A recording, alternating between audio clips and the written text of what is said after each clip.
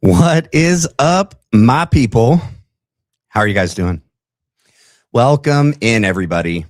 Okay, as I'm still, man, like things are just happening, in the fast lane up into the minute we go live. It's crazy. Some days, are way crazier than others. But let's see where to begin. Welcome to another episode of the Black Line Brief. I'm your host, Matthew McKim, and welcome today. Happy Thursday. As you guys get in and get settled, please do me a favor and like and subscribe. Hit the subscribe if you haven't done so already, please. Thank you. It's the Christian thing to do. No, I'm just kidding. It's how you can help and support this channel. I appreciate it, you guys. All right. Let's see. A lot going on today, right? Let's see. I'm juggling so many things right now.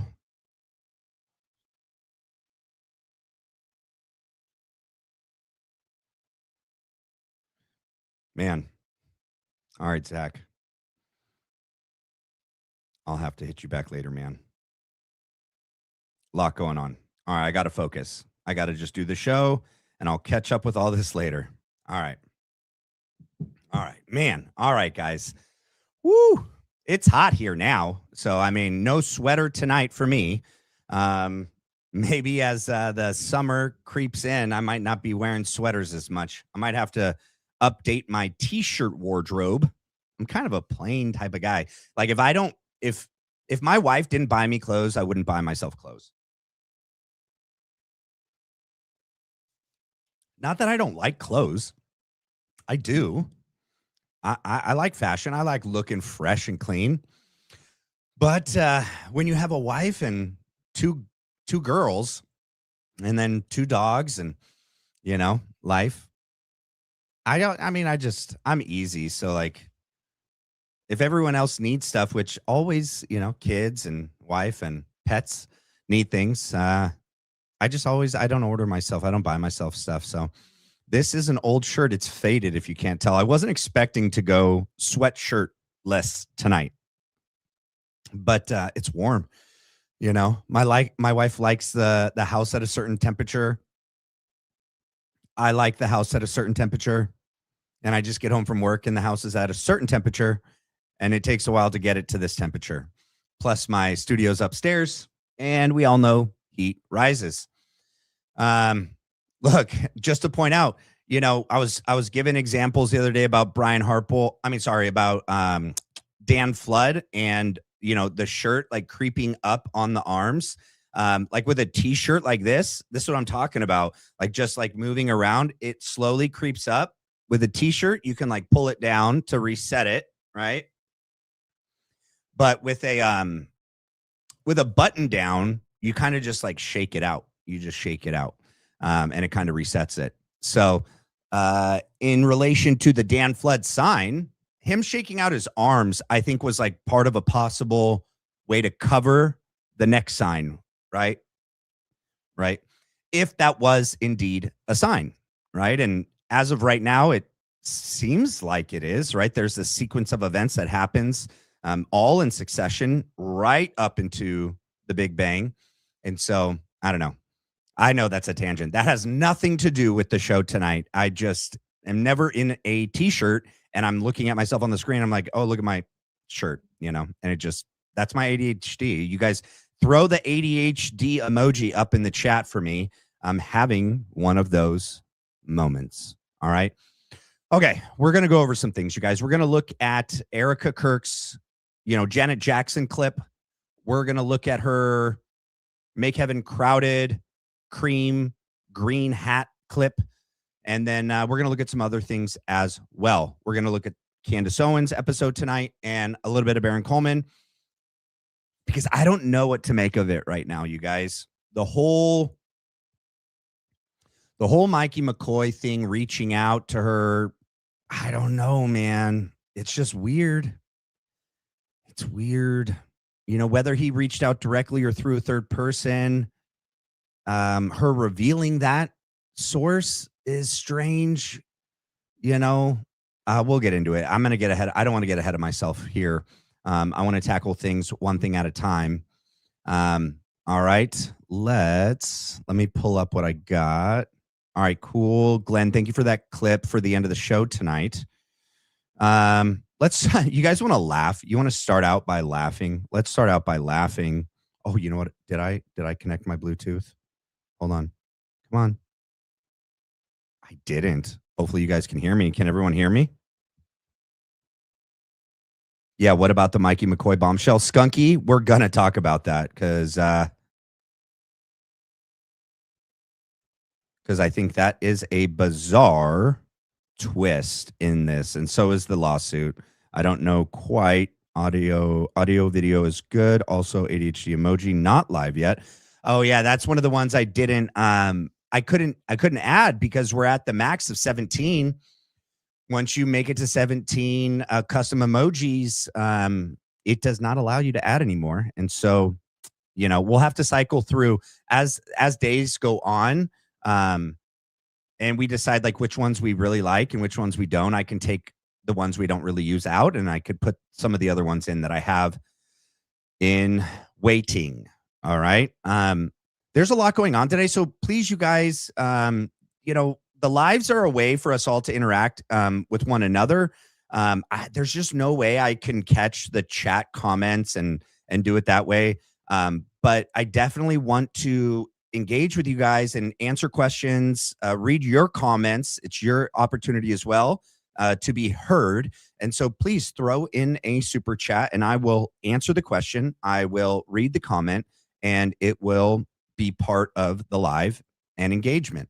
All right. So let's start with that's what I was doing before I saw that.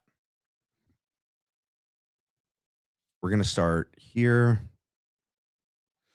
as something to laugh about. So, thank you, Sonia Moore. Hi, Sonia. Thank you for getting the ball rolling. I appreciate it. You're the best. Thank you for that. Super. And hi, right back at you. So, in the wake of Charlie's assassination and his absence from TPUSA and doing campus events, right? That literally the thing that like made Charlie well known, right? And made TPUSA kind of like this staple. It's not their political organizing. We didn't all know him for that. It's not his, speaking engagements at, what was the church that freaking Rob McCoy, Godspeak Church or things like that. He was really well known for his campus events, even his early ones where it's just like him and a table and the students are like right up against the table. That's really kind of what I personally believe Charlie was really well known for, right? And those are his most viral and well-known clips online as well. And so in the wake of his assassination, in the absence of him, they were trying to find who is an adequate step-in, replacement, fill-in for Charlie Kirk. They have a guy named Alex Stein, right? They floated Cabot Phillips. They floated Mikey McCoy. They also have toted out there Jack Posobiec and Blake Neff, Frank Turek and that pastor, the lead of TPUSA Faith, something Miles or whatever his name is, I forget his name. He's not memorable, but they toted him out there. All these people have done their own versions of, their campus events with engagement with the student body at these college campuses. Some of them are called Pick Up the Mic. Frank Turk's is, I forget what he calls it. There's like Ask Me Anything. They've named it different things, but they've all been pushed out there as to see how they'd be received and to see how well they would do, on camera with students. They all suck. Okay. And the best, this is their best possible. I don't even want to use the word replacement because Alex Stein doesn't even come close. Not even close. Not even close. But he is their closest. I mean, they even tried to give us Erika. Alex Stein is their best replacement. And like I said, it's not even close. It's so far off the mark. And I'm going to show you a clip because this is how bad it is. This is the future of TPUSA's campus events. Ask Me Anything, Prove Me Wrong, Pick Up the Mic events. They're just, ugh. But I like Alex Stein for what he is. I mean, he is entertaining. He's more about just creating viral clips. He doesn't have the same, in my opinion, pedigree, education, training, knowledge as Charlie Kirk, let alone not even nearly as articulate, well-spoken. He doesn't speak with personal conviction of his Christian faith lived out. At least Alex Stein cried real tears. Glenn, I'm not saying he didn't care or, grieve Charlie. And I agree with that. And I'm just saying that,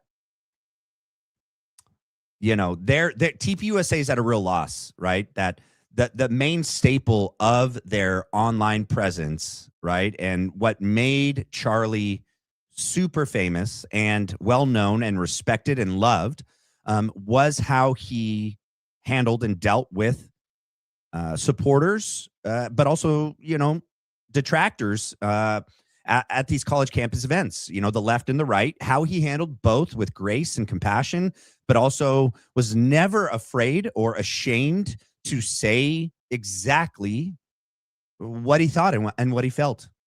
And he was never doing it in a way, in my opinion, to be viral for the sake of viral, right? It just so happened that he would say things that we all thought and felt, and he would say them out loud, directly, unashamed to these students. And because of that, those would go viral. But, Alex is, he's famous for the whole big booty Latina thing with, what's her name? Cortez, or I forget her name. You know what I mean? That one congresswoman. All right, let's this isn't the better one. Let's see. Where's the one where, yeah, I think it starts here. Let's go here. Well, I think it is a joke. People are no, it's really not. Let's expand on why gay people are embarrassing. You look like a why is it embarrassing? To say that you're gay makes your life exponentially harder. Are you gay? What? No, but why does it make your life exponentially harder? Why should it make your life exponentially harder? Because it's just unnatural. People are going to look at you. They're going to judge you. How is it unnatural? What natural causes actually make it so you can't be gay? You can't make a baby. Why is that unnatural? Yeah, because it's like two guys sticking your wee-wee and a you got number two. That's not natural. I'm sorry. Why is that not natural? What substantive proof do you have that that's not natural? Thousands and thousands of years of history of humanity. Of history, but that always existed. You could always do that, correct? Yeah, but it's disgusting. I'm saying. Why is it disgusting? This is the best. And then, yeah, here. I'm going back to the original I'm question. trying to talk about something that I think could actually personally help. No. I don't want personal help. You seriously believe that because you're fat, it automatically means every single person here that is overweight is depressed or anxious? Yes. We do know that you're on anxiety. So actually, whenever we talked about this, Charlie would never engage in personal attacks on anyone, you know? And like I said, Alex Stein is entertaining, and it takes a lot of courage to get up here and do what he's doing. However, you know, he's doing it for TPUSA. It's being aired on America's Voice. It is a TPUSA spot. He's an employee. This is what we have, you know, in the wake of Charlie's absence. I'm not 300 pounds. See how you said it like that? Like a pejorative? Like you would be bad? But yeah, I'm pretty happy. I don't believe you. What? I think that you have anxiety. What? Yeah, a little bit. I'm the happiest person in the world. Do you drink a lot? Do I drink a lot? Hell yeah. Exactly. See, you're getting drunk because you're medicating that pain. That's why you're drinking alcohol. You are, I swear. That's why you're drinking that much. That's why you're getting wasted. And I'm sure you're probably promiscuous. Mm-hmm. You think that's okay? Yeah. You don't think guys are just trying to get with you because they're like, oh, I'm with the big girl. The big girls are always easy. You know that. No. So you don't get treated bad by guys? Mm-mm. Do you have a boyfriend? No, I don't want a boyfriend. And I've avoided attachment. Why do you do that? Why do I have avoidant attachment? Yeah. You have daddy issues? You know what I mean? Yeah. Let's see. We got one more. First off, it's a pleasure to meet you finally. I've been watching your videos since high school. I actually listened to you on Joel Webbin's show last week. Oh, yeah, Joel's the man. He is the man. So I just have one question for you. Why is AOC your favorite senator or congresswoman? You know, because AOC and I had a very special moment on Capitol Hill, and her fiance was right there, and he didn't do anything. So I know that they're kind of like in their open cuckold thing. So I feel like the chance of me getting with her is still possible. How would you describe AOC in your words? What I don't understand is how TPUSA is okay with, you know, as the Christian conservative. I know he's their late night kind of host and it's more for adult content. I know he's a comedian. I know he is.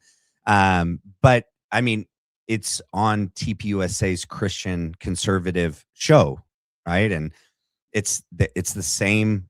It's that company, it's that organization, right? And it's being paired with this. And to me, it's just off.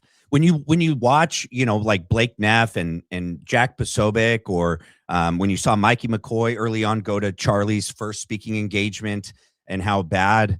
All my point is that no one is able to fill Charlie's shoes, right? And they tried with Mikey, with Blake, even with Cabot. I don't know though. I never got to see that. I know that they put that on a poster and they advertised that, but I never got to see whatever pick up the mic event Cabot Phillips ended up doing. I don't know if it exists. If you guys find it, send it to me on my email, because I'd love to see what he did and how he did it. My only point was just that, you know, no one can replace my Charlie. Yeah, that's it. All right, let's get to the next part of this. And where is the part? Okay, we'll start here. Let me make it big. Hold on.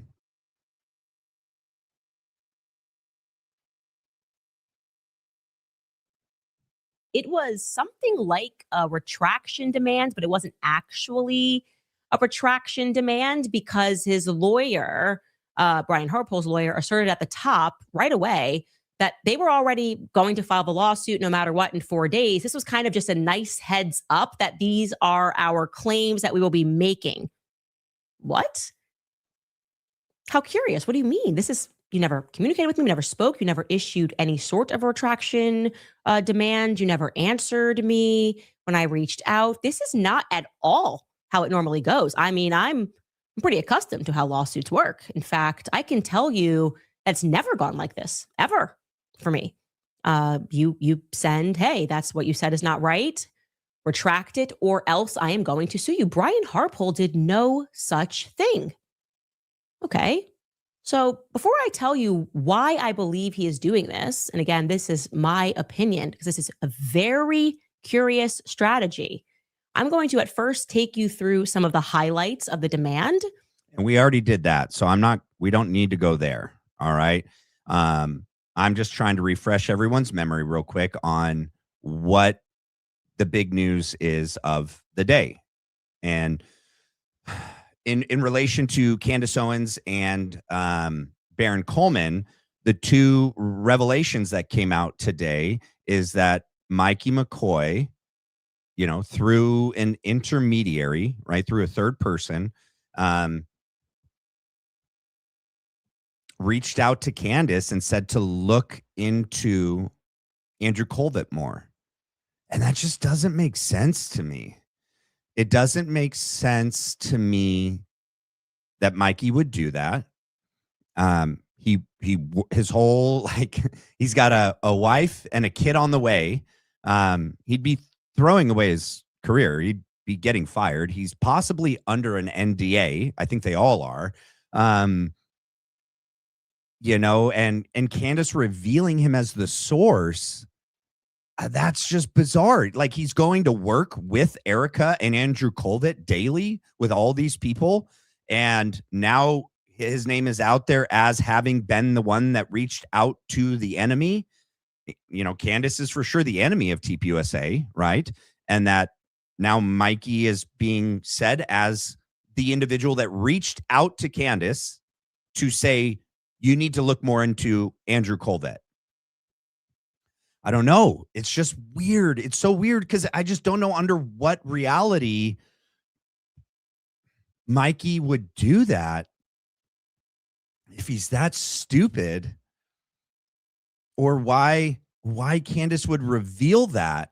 Like, if he did really reach out, why would she reveal him as the source? And now that puts him under tremendous scrutiny, and now he can't be the source anymore, right? Like, now they would know that he's reaching out to Candace, whether it's directly or through a third person, but he's no longer going to be a source. Like, then if they keep him on, there's just so many questions I have. It's just weird. And then the whole Brian Harpole suing Candace, and I agree with Baron's take on it. Like, there's other people, that more directly pointed to Brian Harpole as being like the sole culprit of, assassinating Charlie Kirk that day. And, Blake is mentioned in the lawsuit. They reference his material and they sue Candace. I'm not saying they should sue Blake. That's not what I'm saying. What I'm saying is that it's just kind of weird. And it's weird that any lawyer on Brian Harpole's team and TPUSA's team, whether Brian Harpole still works for TPUSA or not, right? I'm sure that they all still communicate, that any lawyer on TPUSA's team or Brian Harpole's team would have been so dumb as to open themselves up to discovery from Candace Owens, right? Like, Baron is going to say it, like, this is the biggest mistake. And now they've just opened Pandora's box, and Candace can ask for anything. So either like Brian Harpole and the security team is like 100% innocent and they have nothing to hide, right? And they're literally not afraid of any question, any discovery, revelation that comes out of this, or I don't know. I'm trying to figure out, like, what's another option. I just don't know that. How are they that stupid? How are they really that dumb? Like, let's listen to what Baron has to say. Wrong one. Hold on. Thing. And then at the end, he says, this is all false. All communication with Chief Long look possessed by the devil herself. And your job all day long is to manage that. You've got a CEO who replaced one of the most beloved political figures in America, and she looks possessed. And every time she talks, it's a disaster. It's gotten to the point where they have to tell her, all right, go spend time with your kids. Please, God, please go spend time with your kids. Stop insisting on going out in public. It's not working, girl. Stay home. And you're finally getting it under control. Then we learned today Mikey McCoy is reaching out to Candace Owens and saying you should check in on Andrew Colvett. Can you imagine the day Andrew Colvett's having? Now can you imagine the day the rest of TPUSA is having? Because as of this paragraph right here, there's some other paragraphs that this becomes an issue too, but as of this paragraph, we get to do a little discovery. We get to do a little discovery now.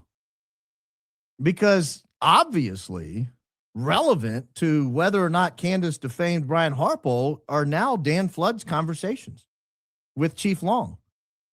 And if we want to know what he discussed with Chief Long, we probably need to see Dan Flood's conversations with Charlie, Erika, Mikey, the rest of TPUSA. I've got a long list of things I would want if I am leading the discovery charge. You see what I'm saying? It doesn't make sense to me right now. Sonia Moore, thank you for the super chat. I don't know. I get frustrated because we are still watching this play out from a distance. We are only privy to what they want us to know. We aren't in the club. We're just spectators. I agree. And that does bother me, you know, that does bother me. Yeah. And, you know, so much of this, I saw someone say like they've known about Mikey since December. Where did you get that? They knew Mikey was leaking information to Candace since December. Where did you get that? I don't know where that came from. I don't remember hearing that, seeing that, watching that anywhere, that Mikey was leaking to Candace. This just raises more questions to me than answers, right? The Mikey McCoy reaching out to Candace, whether directly or through a third person, and pointing at his coworker where he works, where his livelihood and future is. Mikey McCoy, he has a brand new baby on the way, first-time father. His dad is like way up in TPUSA faith, helped found it, right? As that BS Wikipedia page said. He's tied in. His wife works for TPUSA. His wife works for TPUSA. He works for TPUSA. Their entire livelihood to provide for this new baby on the way is completely tied up in their job at TPUSA. And he's going to throw that out the door and become a source for Candace and point at Andrew Colvett and say, you need to look into him more. There's just so that doesn't make sense. That doesn't make sense at all. And if it were true as well, why would Candace reveal that? Why would she throw him under the bus if he literally extended an olive branch and was like, you need to look into Andrew? Why would that be turned around and then told to all of us? So now Mikey's out of the bag. Now Mikey is a source. He is a rat. He is a mole. And him and his wife still have to go to work every day with all of them? I mean, help me. Is there something I'm missing about this? That, and then this whole lawsuit opening them up. Like Candace, we've all been waiting for something like this. Like the TPUSA, Brian Harpole, and all their lawyers would know that we've just been waiting for something like this to happen. And now the door's open. And now we can just ask for anything and get anything.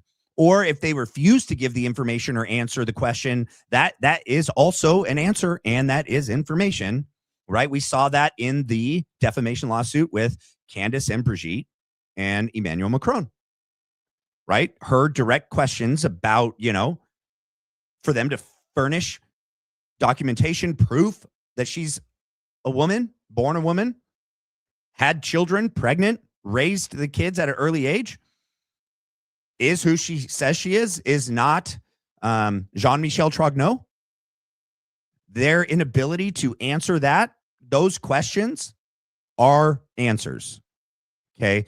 And so and it all comes right after this whole White House correspondent Erika Kirk appearance, when Charlie never went to those. He wanted nothing to do with them. He refused to go. Now she goes, and the one she goes to, all this goes down. And now she's a victim again. And now they need to limit free speech. And now there's hate speech, and it's all our fault. And then on the, this week, right after that happens, then she comes out with her Janet Jackson video calling out Candace Owens. And then we have her, that opening video for Make Heaven Crowded. Like, right? There is no coincidences, and there is no way they are all that stupid.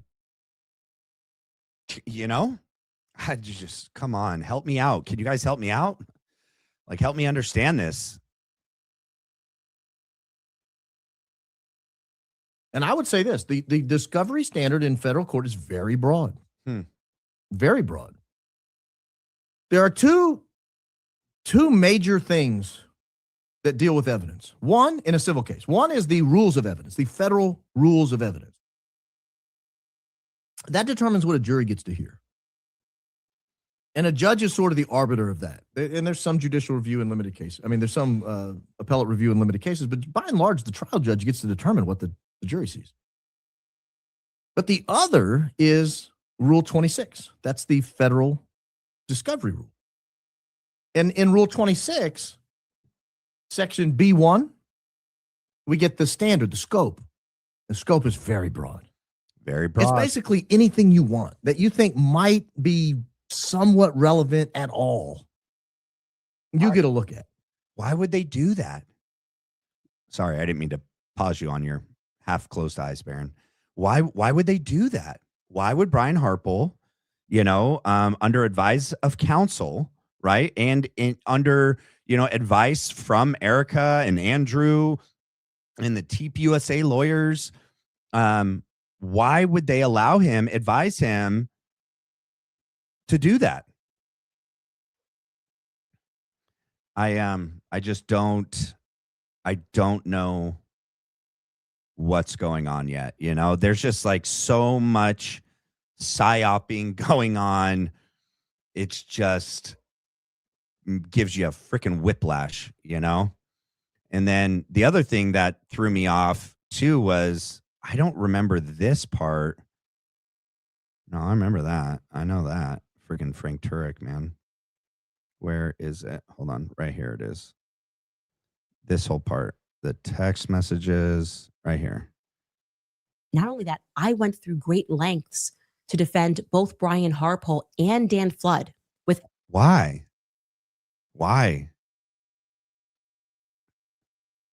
That doesn't make sense.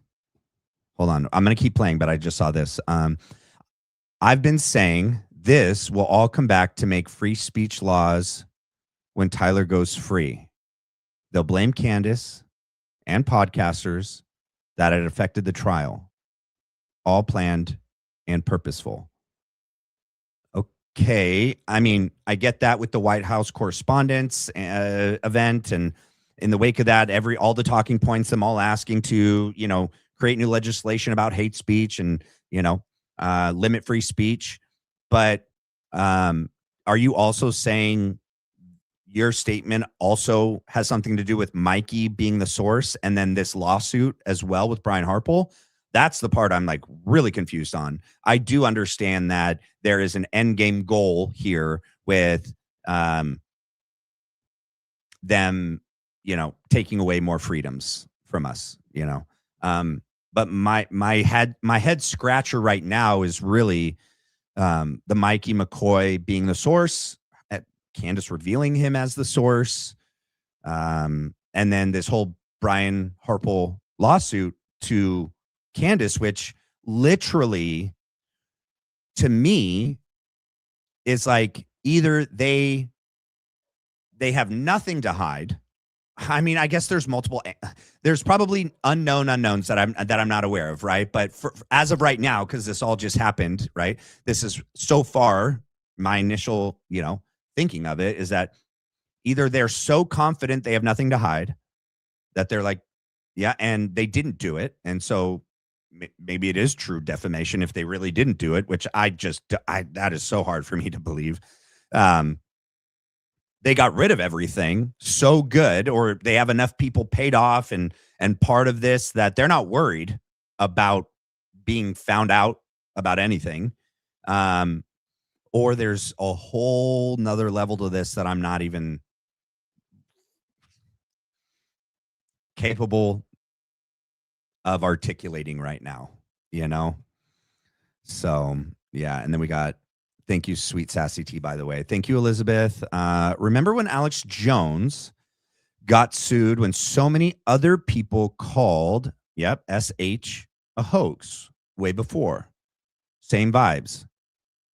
Candace didn't attack Harpole. Other people are. Yeah. Yes, I remember that. I get what you're saying. How does that answer my two questions regarding Mikey and then Brian Harpole? You're saying that, yeah, but like with Alex Jones, I don't even know. I didn't follow that as closely way back when that happened, but like the difference here is that like Candace has been waiting for them to do this. Like she wants this, right? Like this is like, man, they just were like,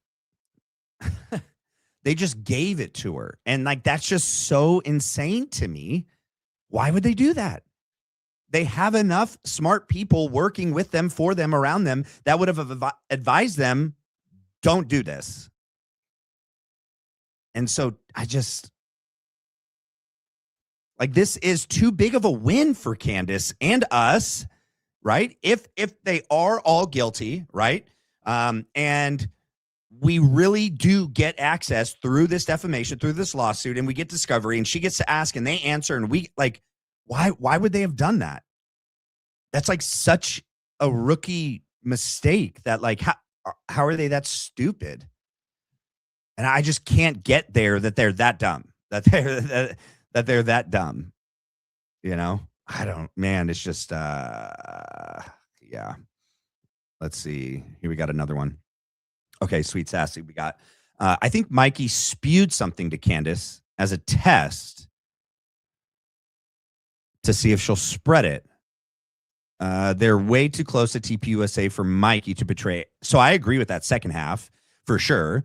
Mikey, his dad, his wife, their whole families like are way too tied up in the success and the well-being and the longevity of TPUSA for them to just throw this away. For him to become like a legitimate source, for him to really reach out to Candace and be like, for real, you need to look into him, and just toss that all out the window. It does beg the question, like, did he do it intentionally to, it'd be a good question. Like, who's the person that Mikey told it to? Who's that person that told it to Candace? How did it get to Candace? Who's that person? Maybe they were trying to test to see who else were leaking information. I guess I'm thinking about this right now too, you guys. I'm working through this out loud live. That maybe Mikey and them were still trying to see what moles, what people who remained at TPUSA were still willing to be sources for Candace. And by leaking it to certain people, what? No sound? What do you mean? What? Who said no sound? Is there no sound? Can you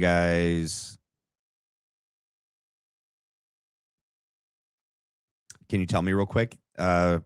Mystic and anyone else? We have audio, right? Like I hear it. Not sure who's saying there's no sound, but okay. I think Mikey spewed something to Candace as a test to see if she'll spread it. I mean, of course she would spread it though. I mean, is that really a test? Of course I guess not. If he asked her to not reveal him as a source, sound is good. Okay, then I don't know why who it was like no sound. Okay. Maybe make sure you're not muted or it's not turned down all the way. All right, let's go to the next one. We got Glenn. Okay, Matt, do you think that Mitch confirming on your show that he indeed gifted Candace pics from Fort Huachuca may have triggered this TPUSA freakout lawsuit? No. I mean, okay, and I'll say this. He's confirmed before that he has pictures of his trip. Okay.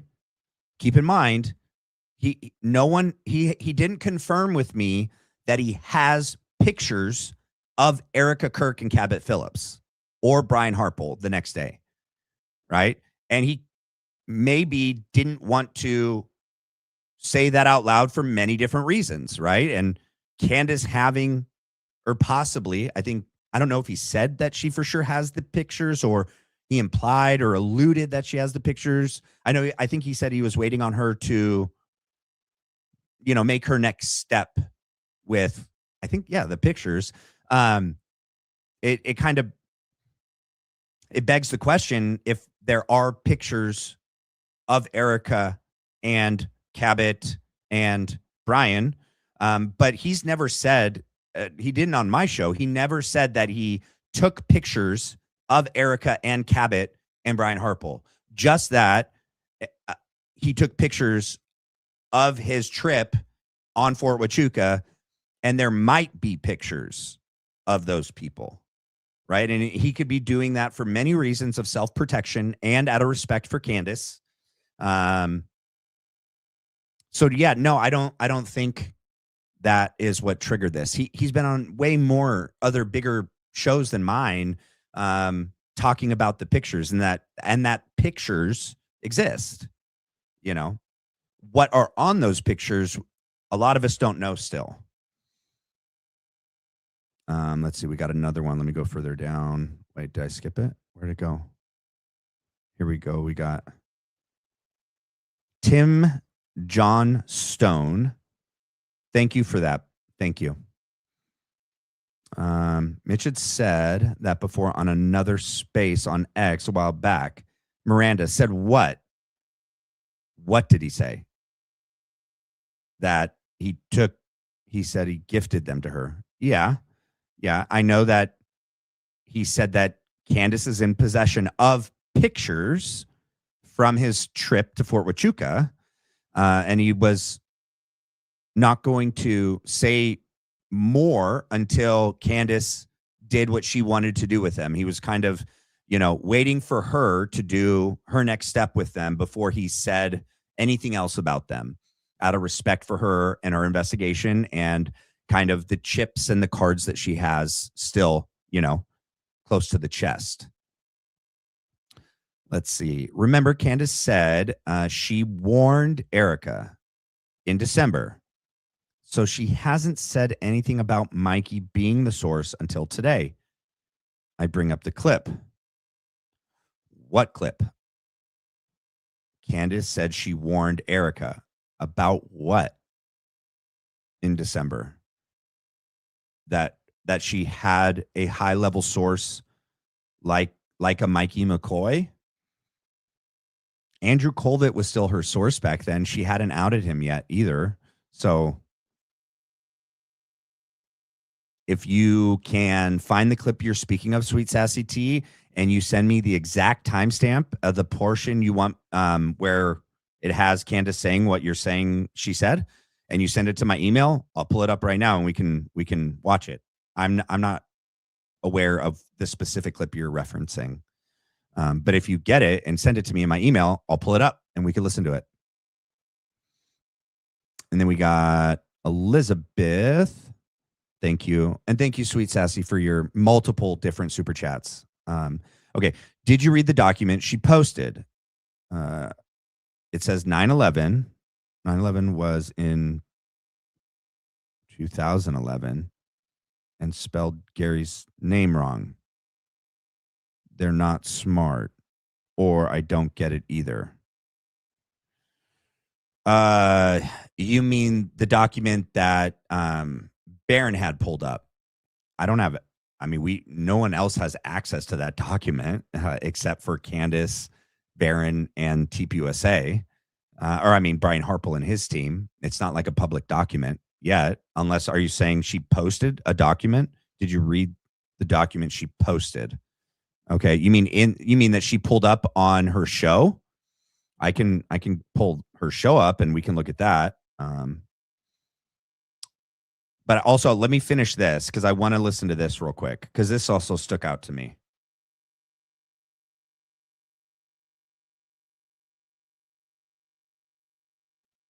No, I don't agree with that. That last super that just came in.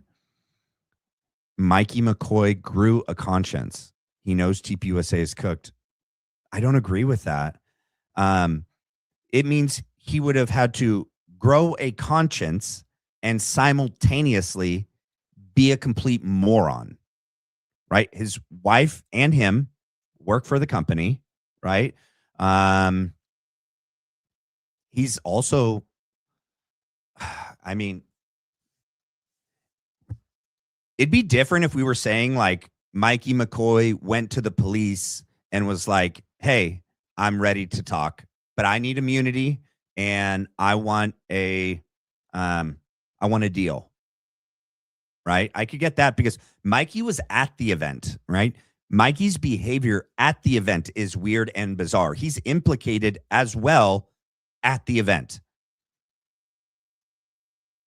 He's had multiple opportunities to grow a conscience. I don't think he started now, but it also means he'd be so dumb that his decision to come forward would be to contact Candace and then risk the chance that she outs him, reveals him as a source, and like, is no one else thinking that's weird? Him and his wife work there. His dad works for TPUSA Faith.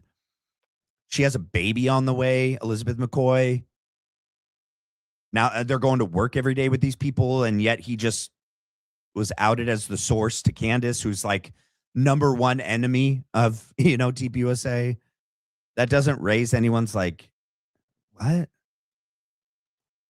Alarm bells at all? All right, let's get back to this clip real quick.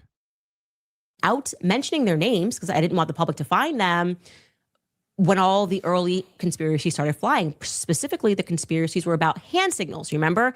Frank Turk's doing hand signals. It looks like Dan Flood's doing hand signals. It looks like Brian Harpole is doing hand signals behind his back, and they're all looped in. I didn't believe it. I genuinely didn't believe it. I didn't believe any of these people had anything to do with anything because I knew Turning Point. And so I spoke to Andrew Colvett on the phone about how I did not believe any of that. And Andrew asked me if I would be willing to say something publicly on my podcast to that effect because they were getting hammered. And I said, of course I will. This is just weird. It's so weird. This relationship that goes back and forth between someone like Candace, who's like investigating all them and, thinking they're in on it. I know that early on, she didn't with Erika, but she did with others, but then was willing to defend Brian Harpole and Dan Flood and Frank Turek before she received all the facts, but was willing to put her name and her reputation and defend them publicly, only to then turn around and, man, it's just, I don't know, man. These are good guys. Here is the text message that I sent to Andrew Colvett following that discussion on the phone. Interesting. And wait, why would she be saying, who are these two guys? That's Terrell Farnsworth, and that's Philip Goldsberry. Why would she be saying, who are these two guys? She knows who these two guys are. This is right before or right after they're about to pull down the SD cards. I said, also, yes, I will say something about the security. I know them well, which is why. Okay, so she shows this. Who are these two guys? That's really weird. She knows who Terrell Farnsworth is. She knows who Philip Goldsberry is. 5 minutes after Charlie was shot, they moved his chair, a crime scene tamper, and they stood on his chair to remove the camera. Completely abnormal 5 minutes after the murder when only police should have been there. Why is she asking who Terrell Farnsworth is? She knows who I know who Terrell Farnsworth is and Philip Goldsberry is. Like I know exactly what they were wearing that day. That's weird. Also, yes, I will say something about the security. I know them well, which is why I never bought into people saying he was making signals. And so she's willing to vouch for these individuals before getting all the facts, unless she's running like an op on them as well and like, pretending to like, I'm going to be on your side and I'm going to help vindicate you and like defend you while really trying. I mean, I don't know. There's just so much of this. I'm not saying I'm not accusing her of anything. So much of this makes very little sense to me right now. I never bought into people saying that he was making signals. And guess what I did, guys? On that very same day in September, on this podcast, I defended the security team and Dan Flood and said that they were good people. Here are my words. I know there's a lot of conspiracy theories floating in about the security guard and people thinking he was making gestures. I know that security person. He's a good guy. It would shock me. I usually get a vibe about somebody. Not that guy. Not. So, man.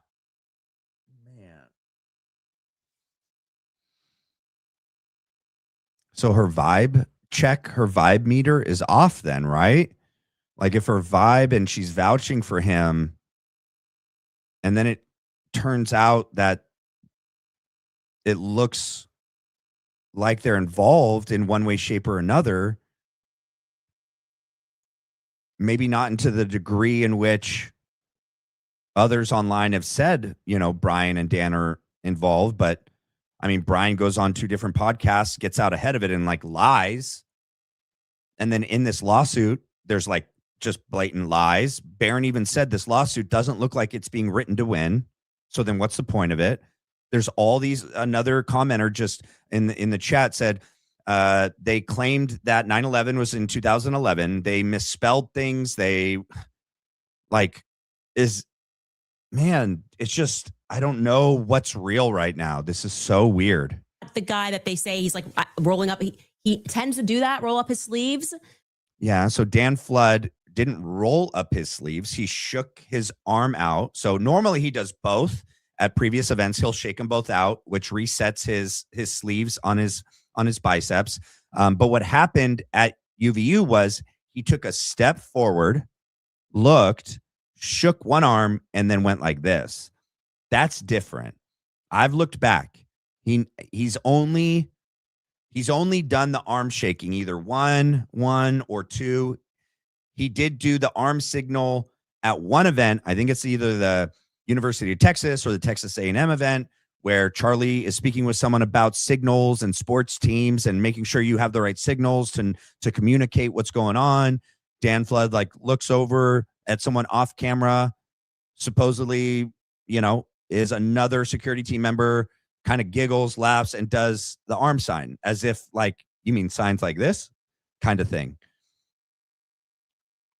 I don't buy that one. Okay. I don't buy that one. Wow. You're saying you went on Sean Ryan because of things that I was saying, and that's what I was saying. Again, it was because of his behavior and what he said on Sean Ryan's show, which I found to be unconvincing, which is he's suing me for saying that interview was unconvincing, which made me feel weird and take a second look. This has been a very natural process for me. I did not come into this guns a-blazing, so to speak, against Turning Point USA. And to get to this bigger part, this really feels to me like one big PR move, okay?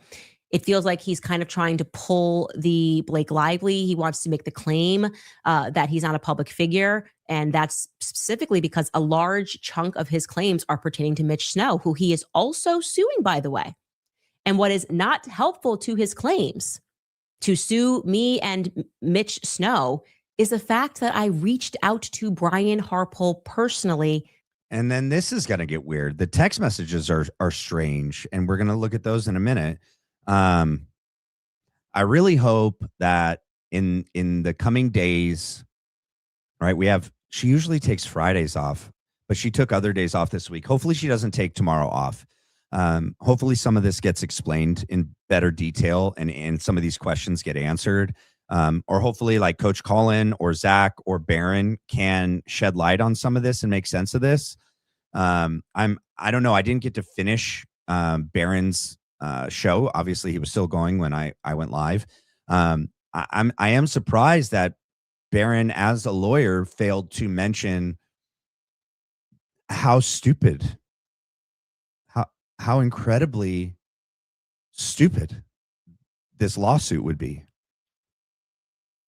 for them to do. And that there's got to be something else going on. I don't know what it is yet, but something else has got to be going on. And it's not. Yeah. And I agree, Mystic, that part of what is happening with all of this, right, is to cause the most confusion possible for all of us, right? Let's see. Yes, I think. Okay, this is where I left off. We got, yes, I think we are all feeling a little bit like, what is she saying? It's very sketchy. Yeah, and I'm not attributing like malice to Candace. So much of this is just bizarre. It's just so bizarre. What up, Jay?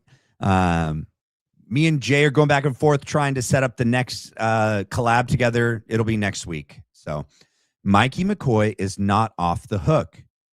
He still walked off. I agree. That's what doesn't make sense about this, right?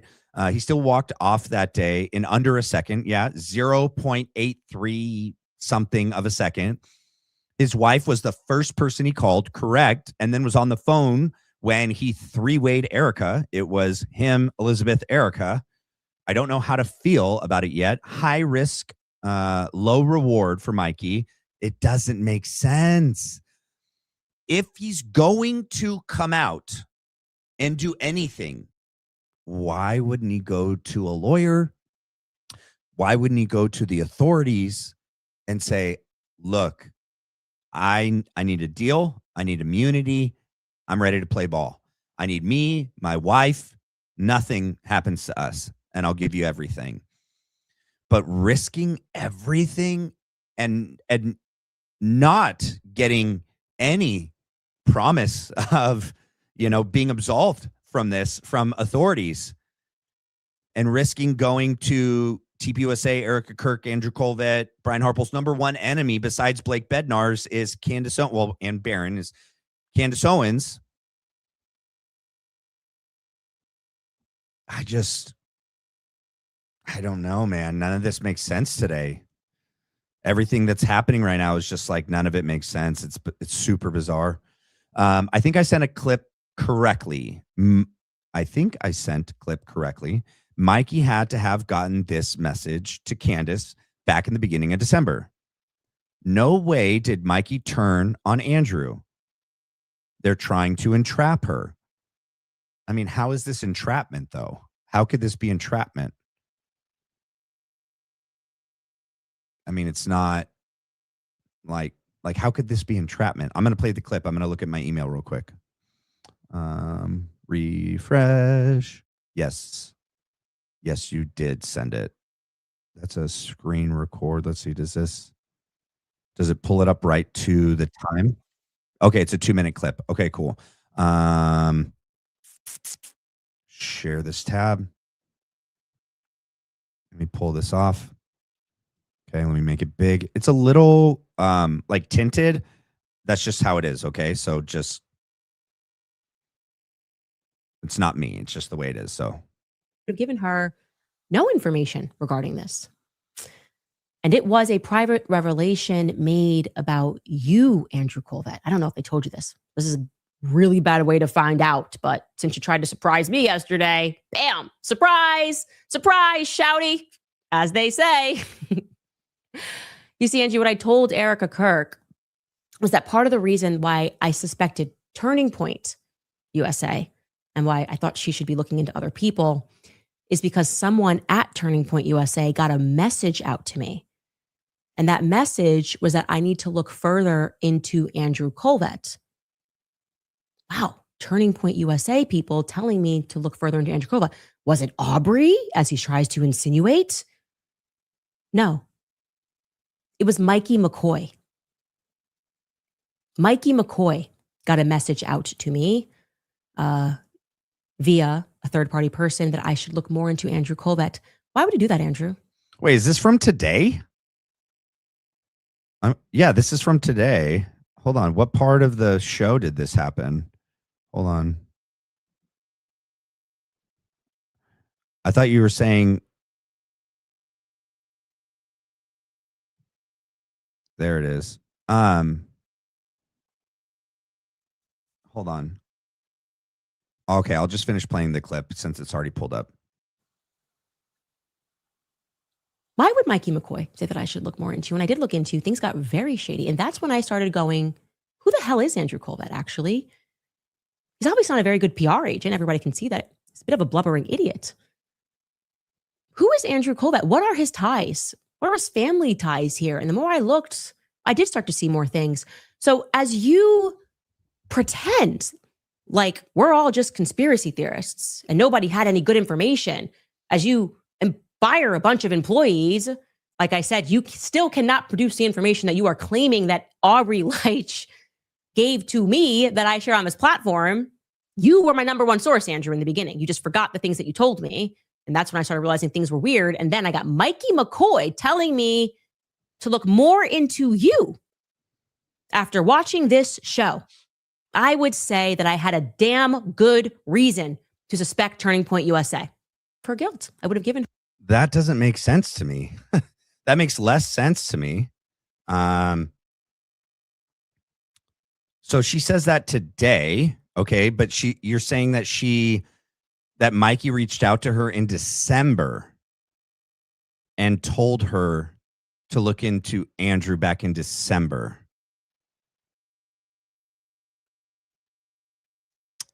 Yeah, let me finish reading your statement, right? Back in December, no way did Mikey McCoy turn on Andrew. They're trying to entrap her.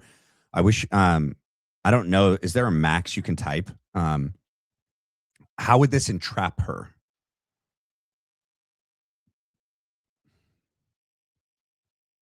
You three watch Blake's video and not think the security played a part? Why is she gloating about how she had all these side combos with the bad guys? What do you mean, you three?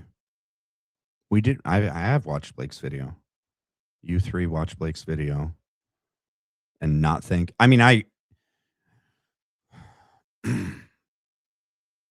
let's see. I agree that the UVU review video makes Dan Flood,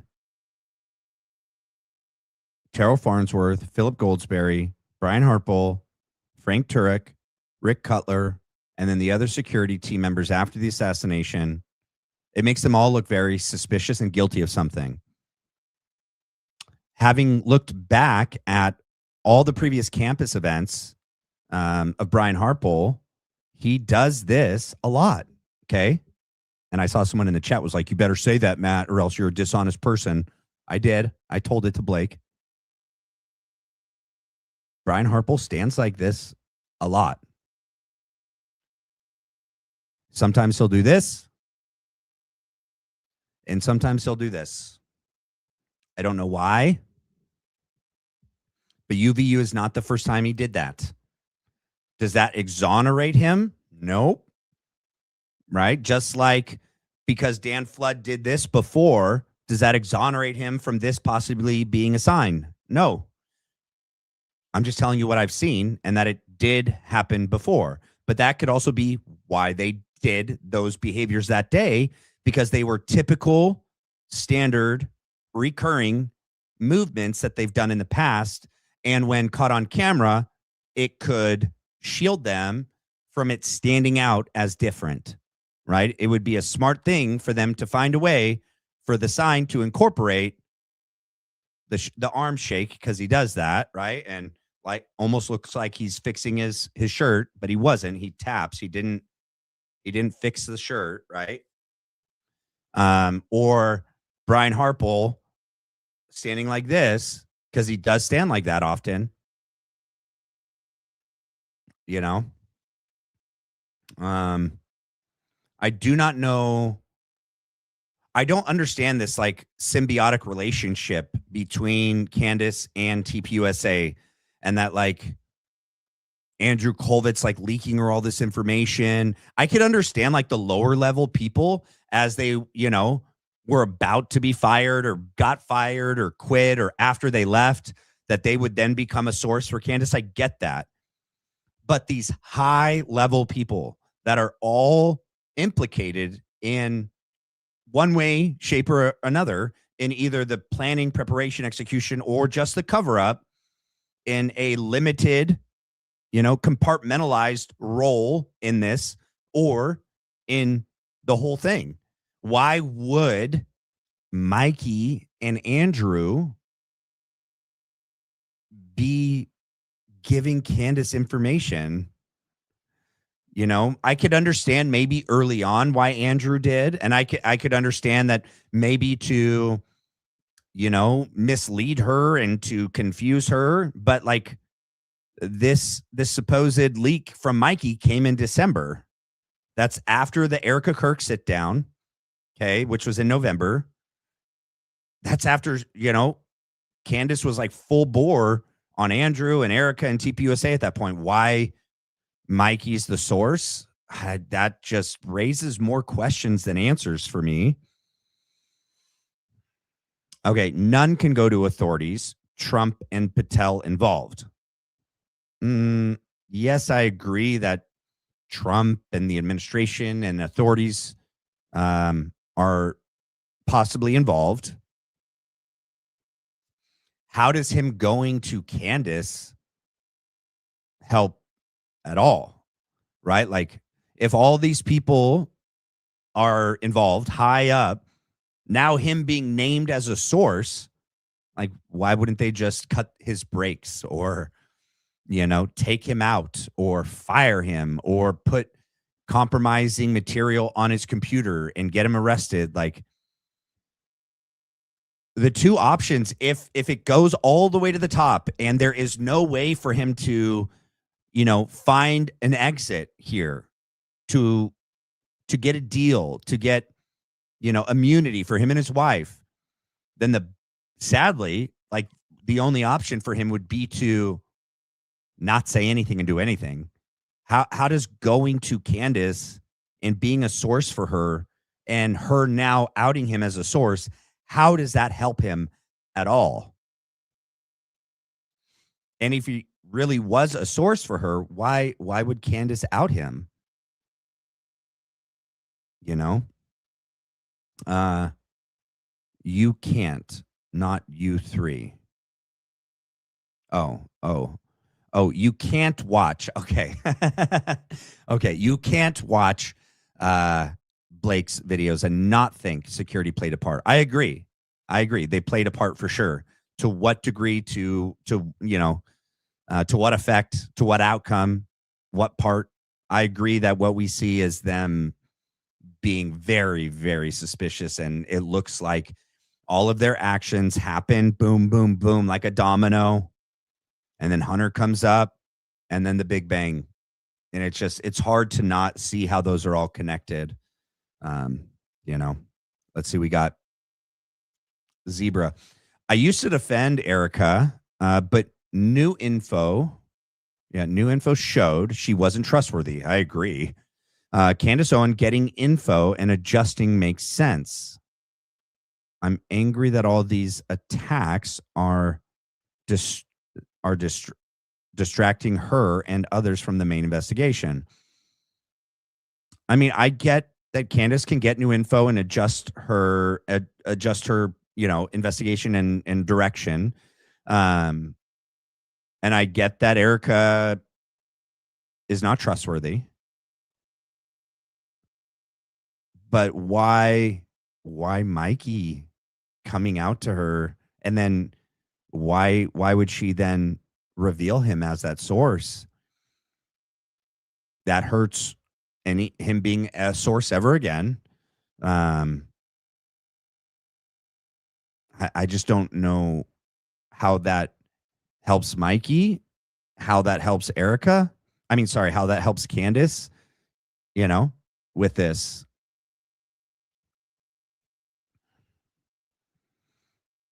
And then we got Crystal. Okay. Because Candace is slowly taking each one of them out, they're all going to tell on each other.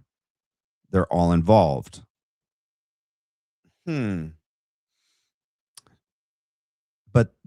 they're telling on each other to Candace, where there's no real legal ramifications and consequences.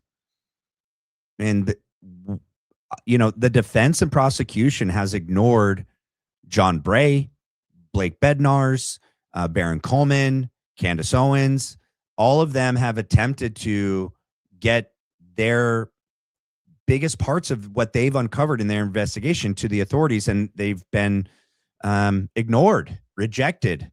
How does Mikey or any of them going to Candace help them avoid prosecution, help them avoid being taken out, right? If Kash Patel and Trump and JD and the administration, the authorities, the FBI, military are all involved, now they just put the biggest target above their heads by just being a source to Candace.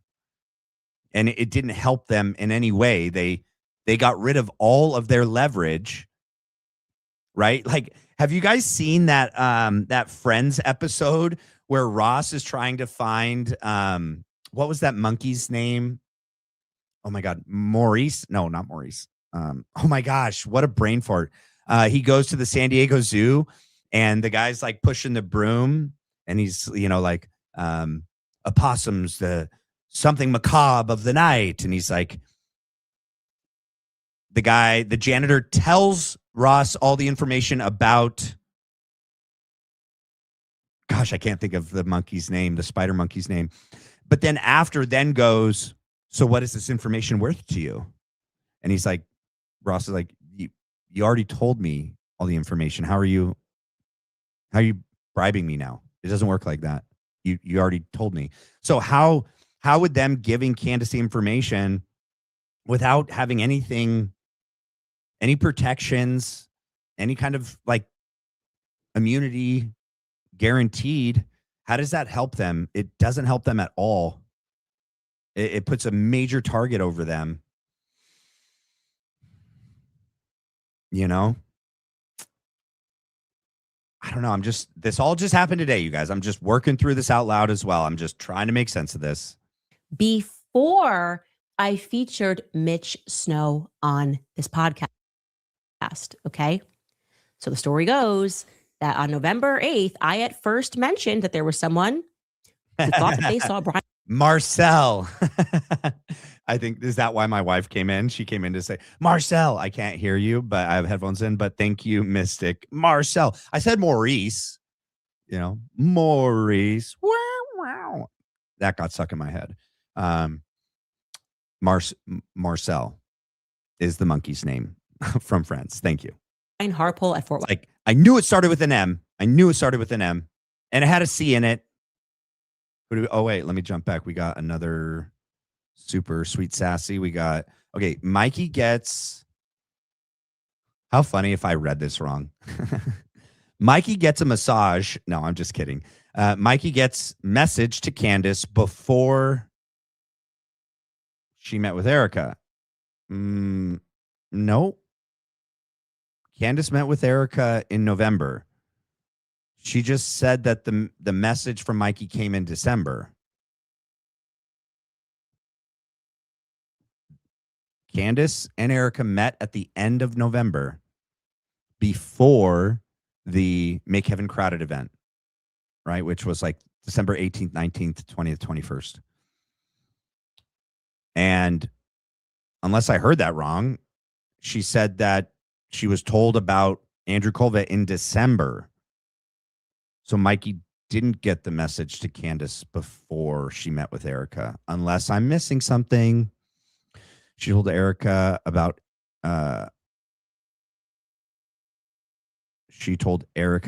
Andrew. I believe it was a planted message to test Candace. Why? Who knows except to entrap her? They're snakes. But when you say entrap, you mean like the legal, like entrap? How does her asking Erika about this statement entrap her? How does that entrap her? You know, like, of course, whoever's them leaking information to her, she's going to use that information to get more information to further her investigation. How is that really going to entrap her? That's like, of course, she's going to use that information to the best of, to better her investigation. Pachuca, that I, examined the person's documents, whatever. I found him to be credible, as in I believed he said where he said he was, when he said he was. It was a solo episode on December 9th. And if you recall, it caused mass panic. So I was intending to interview Mitch Snow, and then craziness started, right? Erika Kirk did her just stop tour. She's out there saying, stop. Privately, I was effectively being threatened behind the scenes not to speak to Mitch Snow. They knew I wanted to interview him, and someone reached out to me, and this was coming through Paramount Tactical and the Valhalla guy. And they were saying, weird. If you do this, if you interview. And that's weird. Valhalla and Gary reach out to Candace ahead of the meeting with Mitch Snow and advise her not to meet with Mitch Snow. That's weird, right? Guys, we have over 117 people here and have 84 likes. Can you guys just do me a favor real quick and hit the like and the subscribe, please? Thank you. All right, let's get back. Mitch wasn't even in the military. They're running in different directions. He's a complete fraud. He's never been to Fort Huachuca. And if you actually interview Mitch, Brian Harpole, where he's going to sue you. That's what came down the pipeline to me. So before I even got to do the interview, Brian Harpole was telling people to say that if I interview this guy, I'm going to sue you. And I thought that was completely deranged. I said, well, this is crazy. Brian Harpole has my number. Why is he sending out these random YouTubers? He knows who I am. I've defended him on his podcast. So I reached out to him before we hosted Mitch Snow to get his fuller story and to say, hey, you're welcome to tell me that you just weren't there. Like, what's up? We don't have to, I don't want to host this guy. Like, why are you being all weird? I asked him then beyond that if he wanted to clarify anything. I sent Brian Harpole, I think, a total of 4 messages. And I also sent Dan Flood a message. Again, from the day before or 2 days before I interviewed Mitch Snow through to January, trying to get him to just say yes or no. And he actually remarkably embeds these many messages to him. Thank you, M, for getting back to me. So this is the problem when I'm just listening to episodes while I'm doing other things, I miss parts of the episode and I just completely missed the whole part about Mikey. I didn't even hear that. Him in the lawsuit. And that's going to be point 54 to 55. He just embeds these into the lawsuit. Hi, Brian, this is Candace Owens. A lot of people are telling me that you're planting seeds regarding a lawsuit. I wanted to see if you wanted to have an off-record discussion with me about anything, or if you'd like to simply clarify something that you think that I got wrong, you can. Do you guys know when the actual lawsuit was officially filed against Candace? Like, when was it filed? Because it sounds like the beginning of it was way back in December. See, I followed up on December 19th. Wait, let me back that up. Does that say? With me about anything, or if you'd like to simply clarify something that you think that I got wrong, you can see I followed up on December 19th.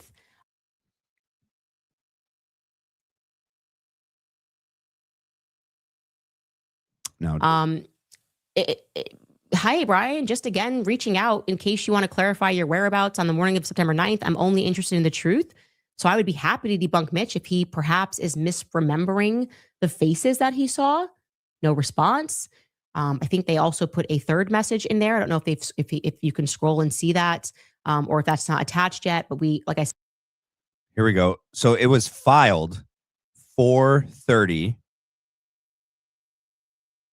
2026. It was filed today.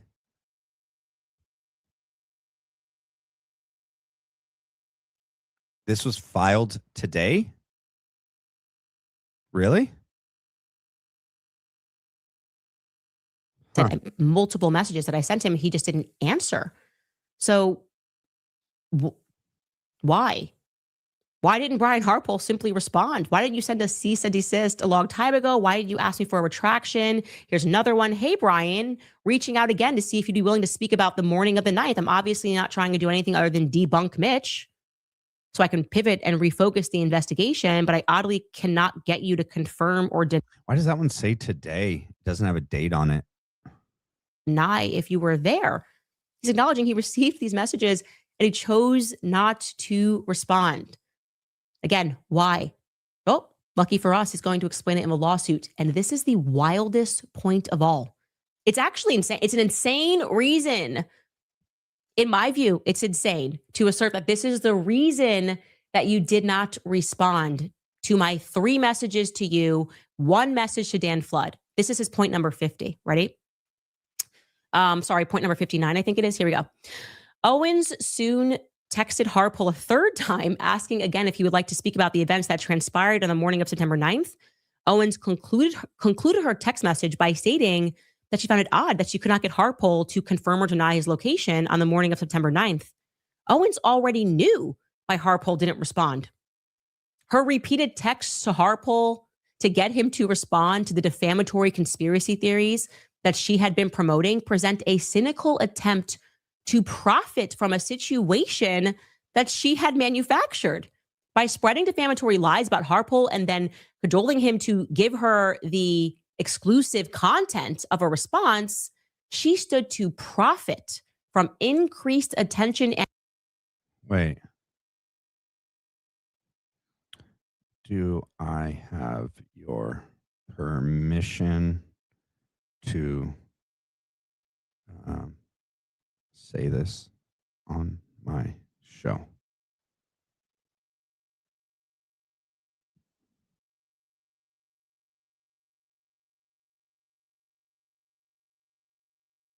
Hold on.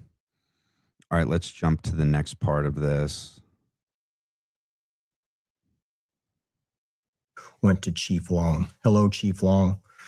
Received this. We know this. Yeah, that was Dan Flood's text, and Brian sells it as his own, and then corrects the record when he goes on Gary's show. Yeah, super bizarre. Let's see. Show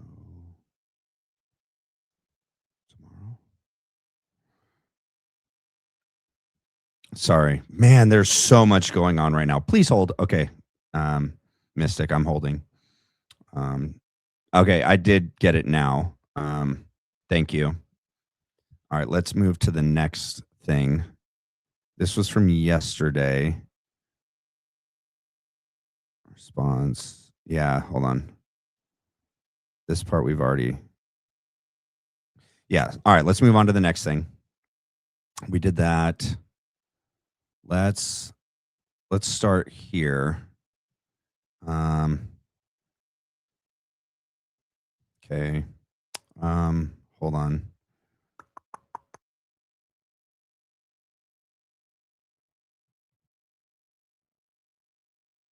I have to see if it's sharing the tab. Come on, man. Because it won't let me.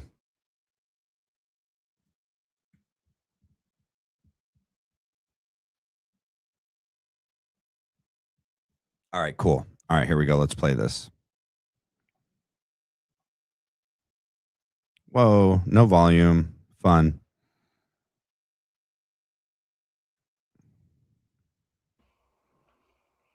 Hey everyone, I'm sorry I'm not able to physically be with you tonight. I am taking some time to be with my family, but I wanted to at least send you a video to just really let you know how grateful I am for all of you and for your support with our TPUSA Faith Make Heaven Crowded tour. We are so blessed to have such a phenomenal team, and you all are so blessed to have Jack Graham as your pastor. But there's a lot going on right now in this world. The noise at this point is palpable. And after Charlie's murder, I, like many of you, feel like a revival broke out. And since then, the enemy, the devil himself, I feel as if he's unleashed all the demons all over the place to hijack this revival. And I had a friend of mine tell me, they were like, can you imagine once you get to heaven that the devil is like this little gnome that like hides under a bridge, like this little thing, and you in your head thought it was just like this. I mean, obviously he's awful, but the context of that really put it into perspective. And, you know, I find myself quite often just saying out loud, even to the enemy, what God has spoken, hell cannot and will not silence. And we are promised that if God has commanded it, no force of darkness can ever stop it. You can war against it, you can mock it, you can try to bury it. But if God said it, good luck. And that's the sentiment that I think all of us should have at this point. But I can promise you the revival will continue to rise. And for myself and my family, holidays especially, they hold a different weight now. This Easter, I know it was like weeks ago, but bear with me here because Easter was just a very emotional holiday for myself. And although Easter Sunday is the day everyone usually focuses on, my focus this year actually was on Saturday. Because what I've realized is that there is a kind of faith that only exists on that Easter Saturday. It's really different than the triumphant faith of resurrection morning, and different from the active striving faith of that on Friday, where something is still unfolding and happening. But Saturday's just different. Saturday's just different. Saturday is the day where heaven almost felt to be silent to the disciples. I mean, can you imagine the moment for the disciples? Like, they're scattered all over the place. You have Mary weeping. You have the tomb is completely sealed. Rome thinks they won. Hell believes that it silenced the Son of God. And again, the world claims that heaven is silent. And I can't even imagine how unanswered their prayers must have felt. I know that a lot of us feel that way sometimes. But like all the promises. I have it turned up so loud just so you guys can hear it. Let's see. Let's see.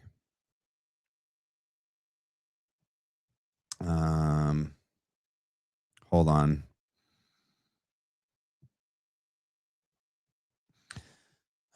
I'm going to go back to it. I got to find a way so that, yeah. Man, I don't understand why she's still going out there and speaking, like why nobody is telling her. Like, I read Julian Dory's post on X yesterday where he's like, every time she gets behind the screen, she makes it worse. And I agree. Let's see. You really need to rewatch today's episode. You'll understand everything she's saying when you do. It's pivotal. Okay. Yeah. Like I said, I mean, I was doing it while doing other things, and It's hard to catch it all, but um, I don't know that it's going to actually. I'm definitely going to go back and watch the whole thing and listen to it, but I still my questions remain as to like Mikey, him reaching out. Why would he do that? Brian Harpole suing her. Why would they do that? That still makes no sense. That there's nothing that could be said that would make sense of that unless, you know, Baron or Zach or Candace like was able to tell me something that obviously cannot be said out loud yet. There's something else then going on that would make this all make sense, because on its face it makes zero sense. Let's see. Let me go back. How to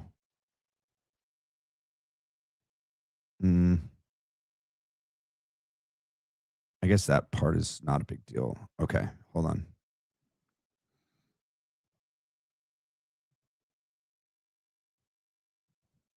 And of course it mutes it again. I'll turn it up. Hold on. Almost felt to be silent, believes that it silenced the Son of God. And again, the world claims that heaven is silent. And I can't even imagine how unanswered their prayers must have felt. I know that a lot of us feel that way sometimes. But like all the promises, they've had feeling buried and just thinking, wow, what God said would happen has not yet come to pass. So it's that space between complete and utter devastation to deliverance. It's that space between it is finished and he is risen. That's the Saturday I'm talking about. That's the Saturday faith I'm talking about. And I just sat there and I thought that's where most of life is sometimes lived, if we're being honest, is in that faith of a Saturday. And then I thought of Charlie. I always think of him, that's where on Saturday. And the intentionality. Whoa, see? This, I was telling Mystic, I have it turned up as loud as I can make it on everything I can do. The way this video was sent to me, it doesn't allow me to turn the volume up on the like screen. It allows me to mute it or unmute it, and that's it. Do you really believe her that she thinks about Charlie more on Saturdays than any other day? In my opinion, I think she would probably think of Charlie the most on Wednesdays, since that was the day he was taken from us. Or she would think of the last, the last day that she saw him, which would have been Tuesday night. I would just think honestly that those would be the days that she would think of him the most. But no, that doesn't allow her to then say, I think about him on Saturdays because that's his Shabbat Shalom and all that. You know what I mean? So, all right, let's continue. And the understanding that you need that Saturday. I mean, for us, it's Saturday, so it's sentimental. There it is. Whoa, everyone else can be a different day, but we needed that Saturday in order to operate the rest of the week and to fully detach from the noise of this world and to be able to recalibrate and be focused on the Lord and just be in alignment with his will and his obedience and abide in him. Because God is doing some amazing things in your life, even on days when you feel like he's not. He just is. And I don't want you to misconstrue the stillness for being stagnant, because the same hands that were pierced on Friday are at work unlocking doors no man could open. And this type of Saturday stillness is a victory in the making. It's being secured completely out of sight. And isn't that what ultimately faith requires? It's you walking by faith, not by sight. And sometimes silence is the preparation for that. So even though these past several months I've felt like I'm living in that Saturday faith, moments where I feel like I'm standing at the sealed tomb, just weeping, I still believe in the promises that are alive inside of it.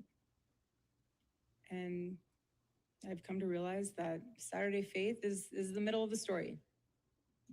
That's how I feel.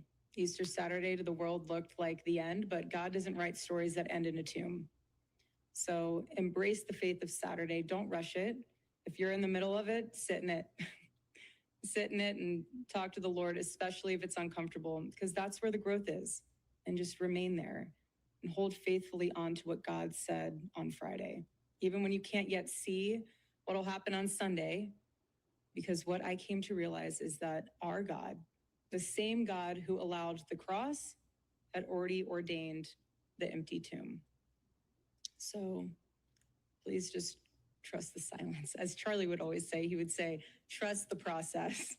So trust the process, because the King he's not defeated. He's just waiting. So stay faithful. Please hold the line. Please, I need you guys to stand firm and hold the line. Because when Sunday comes, we'll know why we had to get through what we had to in order for the abundance of God's grace on the other end of the trial. Just run your race, persevere, and keep fighting the good fight. I am so blessed to be on this mission to make heaven crowded with all of you. God bless you all.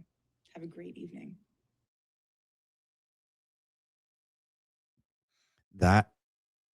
That is so freaking weird. So weird. Hold on. Her whole demeanor, affect, delivery, facial expressions, what she chooses to say, and how she talks about Charlie. Man, I just don't understand. I don't understand this girl. I just don't. All right, let's get to this part. It seems to me that nothing will ever be enough for the evil in this world. Our country has become unrecognizable. These people have perverted the truth to the point that they motivated the murder of my husband.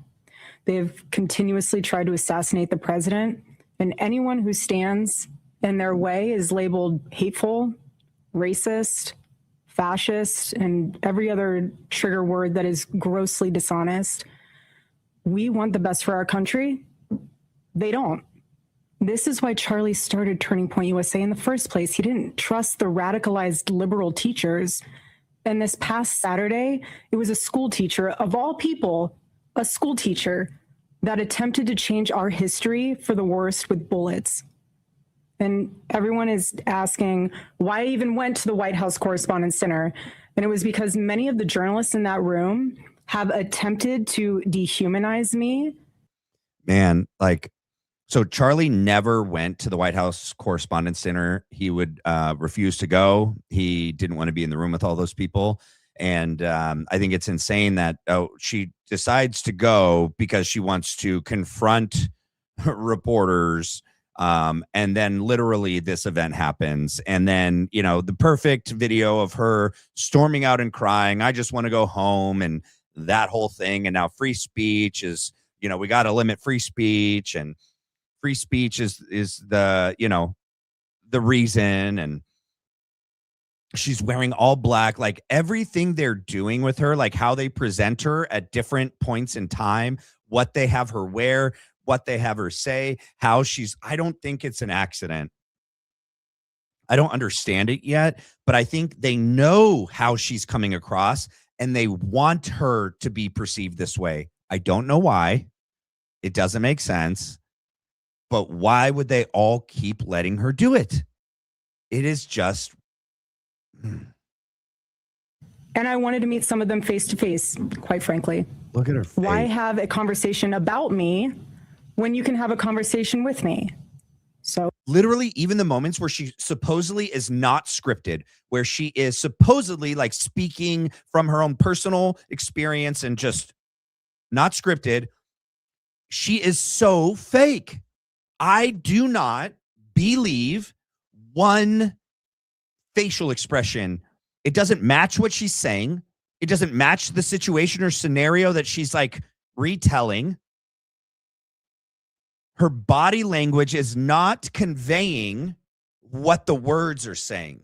It's not matching up, right? Her brain is unable to believe what she's saying. The body is acting in contradiction to the words. Her face can't even muscle up the ability to convince herself, let alone us, of what she's saying. For example, a journalist from the Daily Mail came up to me. She introduced herself, and she was very gracious. She was saying, "You look so beautiful. I'm so sorry for your loss." To which I replied, "It is so nice to put a name to the face." Do you guys really think that even happened? Do you really think that situation happened with her and this reporter, this whole scenario that she's talking about? Especially with all of the I slander. want to hear, literally, like throw something up. I want to hear it. I do not think that happened at all. The lies, accusations that are out there surrounding my husband's murder and myself. And I said to her, "You know what's so interesting? This is my first time at the White House Correspondents' Dinner. And I find it so fascinating, the dynamic that is going on right now, because everyone is all dressed up and you guys are co-mingling in and out of each other's cocktail parties. And so for one night, you are able to put aside all of your differences for the sake of freedom of speech. And then by Monday morning, things will go back." Yeah. Oh, who is big gulp? It is so, you notice that too? Okay. I'm on the mic every day. I never have the need or desire to swallow a massive amount of saliva in between words. This chick has some sort of condition where her mouth is overproducing saliva. My contact just folded. I fixed it. That she has to swallow into the mic. Like, can you not, like, and then, like, we all have to listen to you swallow every 10 seconds. It's so gross. It drives me nuts. To being an absolute bloodbath between all of you. To which she replied, literally, she said, "I know. Isn't it special, right? Isn't tonight so special?" How perfect, right? She is conveying that, you know, the fake news and the media and the correspondents, they're all evil and they're crazy. And, you know, this supposed reporter is like, isn't it nice that we're just so fake and everything we do on TV is just for show, but really behind the scenes, we're all just friends. Isn't that nice? The public is just so stupid. And that allows Erika to now come out as our advocate, right? As our, you know, bastion of free speech and the people. She's for us.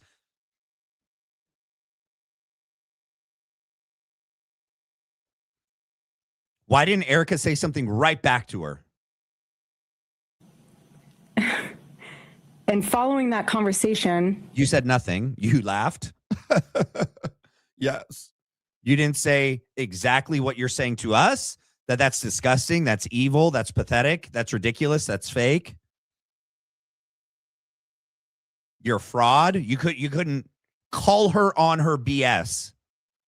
No. You it was time to take our seats, and we went to the big ballroom where the dinner was. And one of the first things I noticed when I walked into that room was quite literally the proximity of the opposing outlets to one another. So you have one table here that's Politico, and another table here that's Fox, and another table here that's WAPO, and you're all crammed together, elbow to elbow. Uh-huh. And to make the night even more of a spectacle, every single 10-person table had 10 bottles of wine. Okay. And the president of the White House Correspondents' Well, you're not Charlie. Charlie didn't drink. You do drink. Okay. If you guys remember in the Jesse Waters or Glenn Beck interview, she's like, I'm intentionally not drinking and taking medication so that I can allow myself to feel this fully.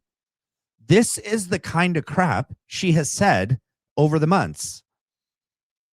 So that implies that she usually does take those things and drink and admits that those things numb pain and that's a way to deal, a possible way that she could have dealt with this. But she's like, no, I'm not going to do that.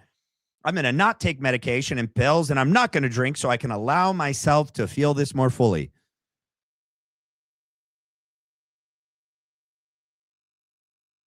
Yeah, but she's just so aghast that there's 10 bottles of wine at the desk at the tables. You go to these events all the time. It's like open bar. That the drinks are catered. Like, what do you mean you're so shocked? I've never been to this event. They're one and the same. You've been to one, you've been to them all. White tie, hoity-toity, elite event. Alcohol's a flowing. You're so shocked. Oh my gosh. They're serving alcohol to adults in show business. I just am so shocked they're doing that. Give me a break. You're so perfect. Association. She did a great job of trying to make the evening have that feeling of Americana. We were in a room celebrating freedom of speech despite our differences. And the U.S. Marine Band performed the national anthem so beautifully. And then shortly thereafter, gunshots rang out and total gunshots. Okay. Total chaos. Did you not see that there were people still sitting at their tables eating chicken? People just busted out their phones that were on the stage with Trump, filming JD and Trump, like not worried at all, as if they knew this was for us. Yeah. Okay. chaos ensued. And you guys have all seen what happened next because there are 1,000 videos of it. Yeah. Oh, but supposedly no one had service. No one could make calls. No one could access their phone and media. But yet people were streaming, posting, recording, posting. Andrew said that himself. He was like, it was like a black hole. No one had service. And then he turns around in the next sentence and says, but then I called so-and-so. And then it's just so stupid. It's like. So let's discuss that fact for a second. Let's do it. If you were in that room, big gulp, you had no way of knowing what the status of the shooter was, how many there were, or honestly, really anything. It was just utter chaos.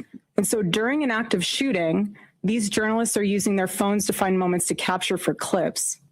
They were so concerned about getting a video in a room with an active shooter that they could have accidentally and quite literally filmed themselves being shot.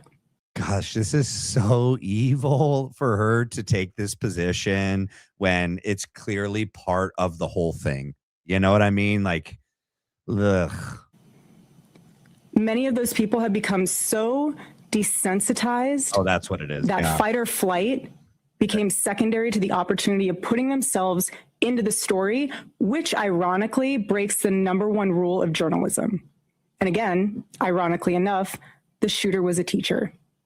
You have these people who are supposed to be teaching our children the future of this country, and he's so unhinged that he is able to teach children by day and then attempt to murder the president of the United States by night. And in his manifesto, he starts by contextualizing himself by saying, I am a citizen of the United States of America. And while we may have big problems with illegal immigration in this country, I have to tell you, we have an even bigger problem when it comes to the systemic indoctrination and radicalization of our own citizens. Who told her that we care about her opinion? Who told her to get up here and act like she has any right to tell us what our biggest problem in America is? Who is lying to her? Who is she? Like, you said it yourself the other day. Charlie earned his voice. Charlie was about earning merit, trust. He earned that. Where are you coming from? You have earned nothing. Nothing. No respect, no trust, nothing. You don't have a place in society to tell us anything, Erika. You are dishonest. You intentionally lie. You mislead the public. You lie to Candace. You have you and your team put out misinformation. You intentionally throw Andrew Colvett under the bus when that was you that said the neck of steel, man of steel statement.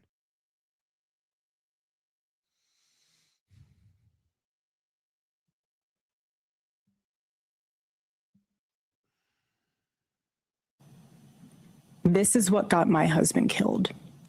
Oh, there we go. Now she could say it again. Yeah, crazy leftist and indoctrination in the college campuses. Oh, what do you know? It was a crazy leftist college professor that did it. Oh, you know, they have to double down, right? Like, oh my gosh, the public is not believing this crazy left thing, right?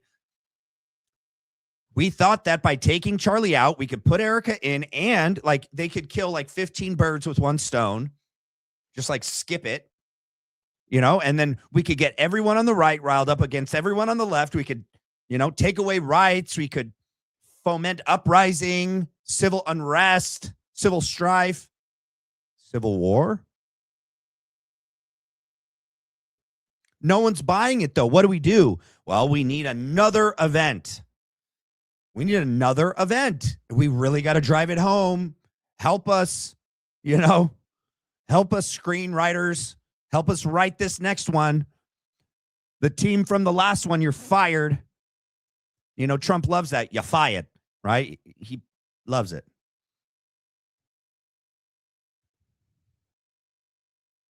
This is what has led to 3 legitimate attempts on President Trump's life.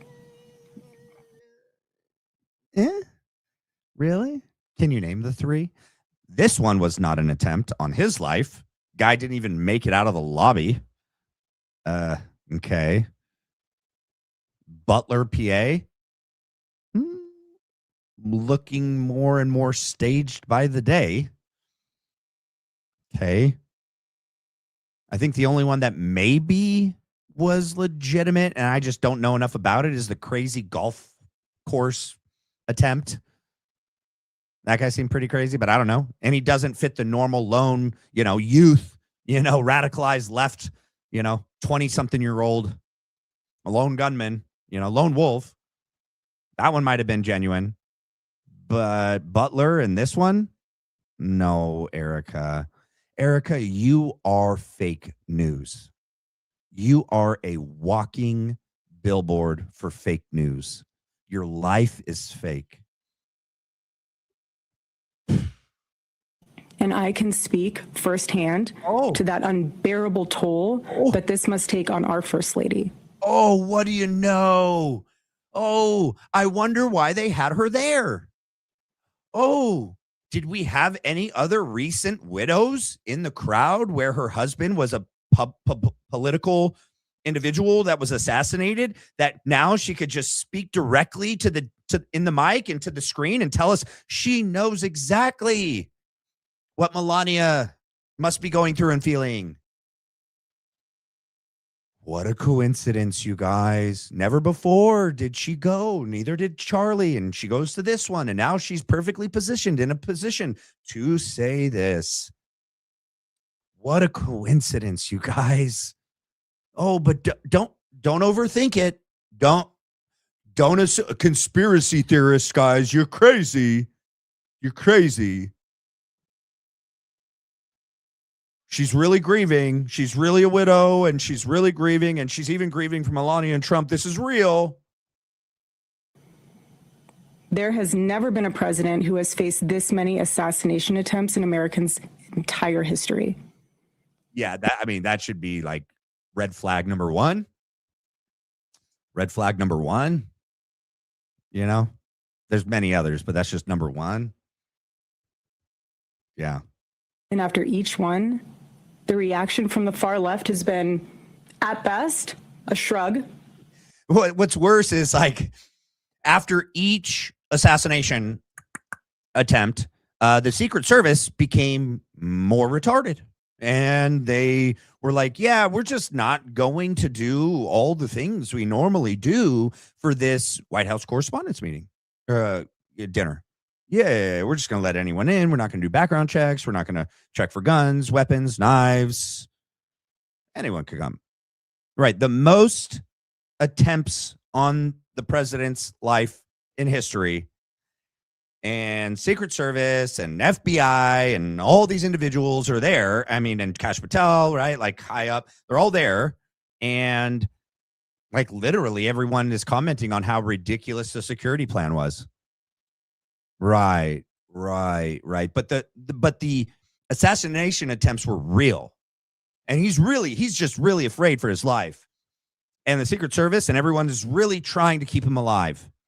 They just forgot, you know? They were just like, nah, we don't need that. We don't need that. We're good. No one wants him dead. No. We're good. No, put those away. We don't need that. No, just let him in. Tickets? We don't need tickets.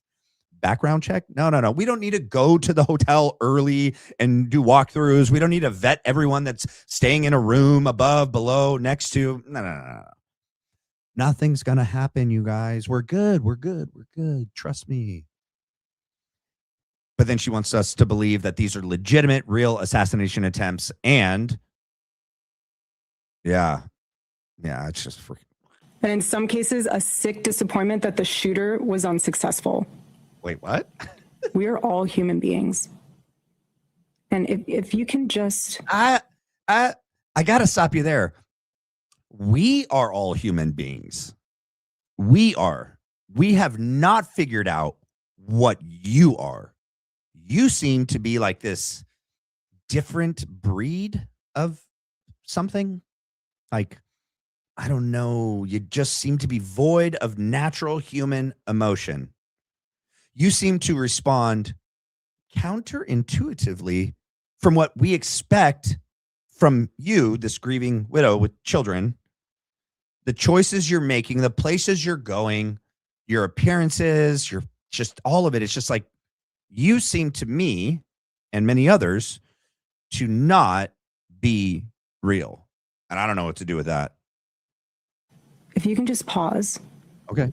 And just take a minute and ask yourself, how would you feel if even just one person made cruel jokes about the attempted murder of your loved one? No one attempted to murder Trump. Like, no one got a shot on him. The dude didn't even make it into the banquet hall. What are you talking about? Like, I don't understand what you're saying. I don't even believe that the dude was actually there to do what you guys are saying he was doing. I think this whole thing is a total psyop. It's just like reeks of psyop from start to finish, top to bottom. And yet you're also like, oh, like it was a real attempt. Like he didn't actually even make it into the room. Like Trump was never really in danger. Like, you know, he got tackled in the hallway. What are you talking about?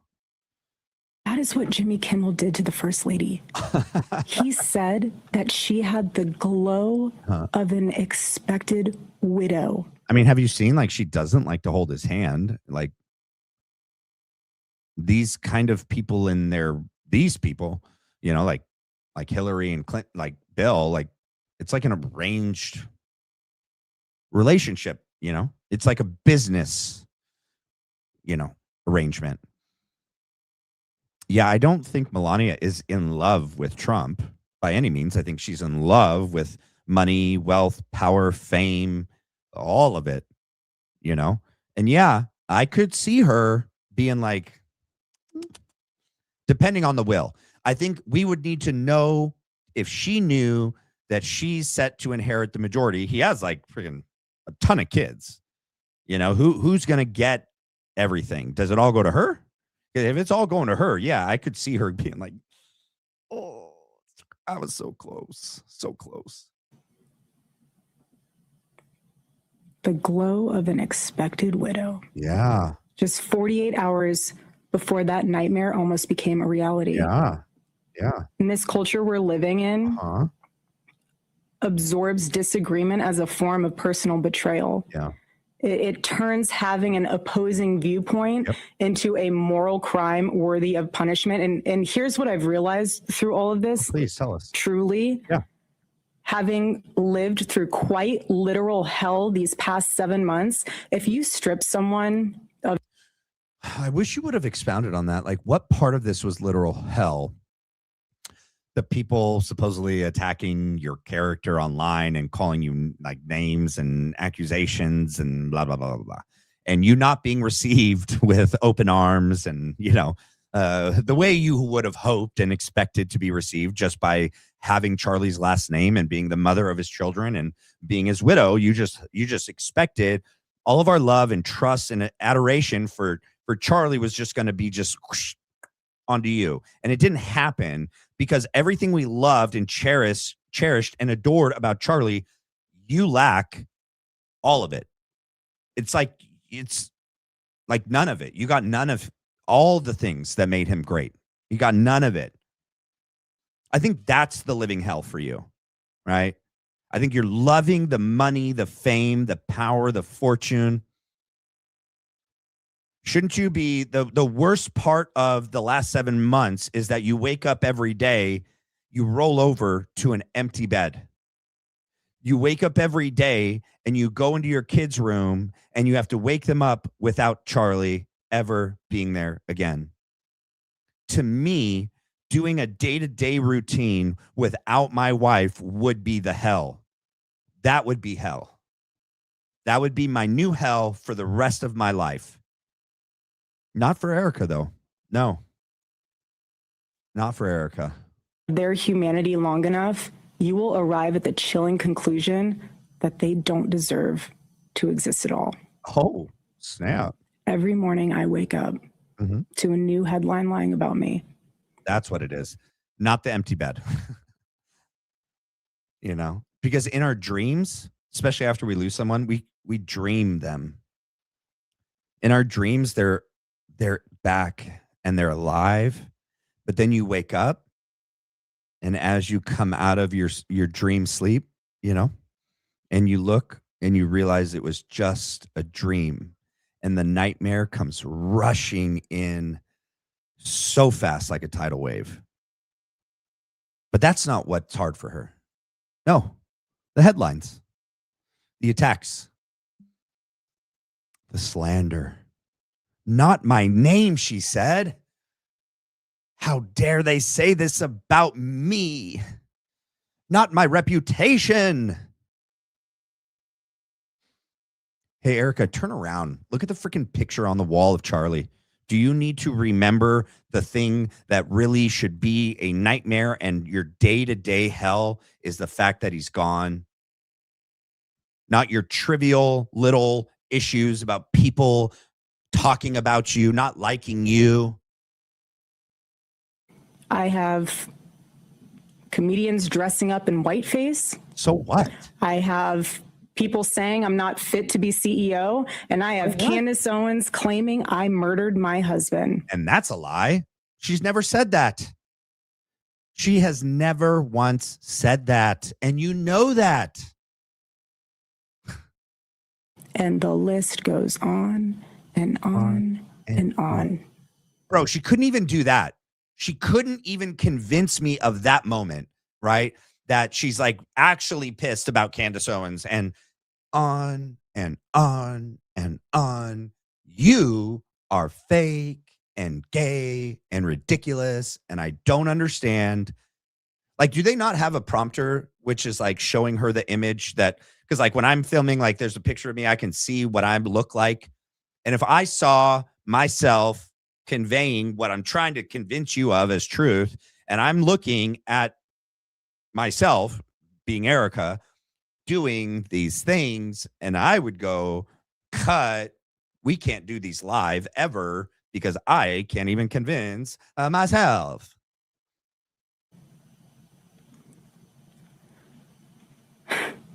There, oh my God, That was the evil part. People slow down.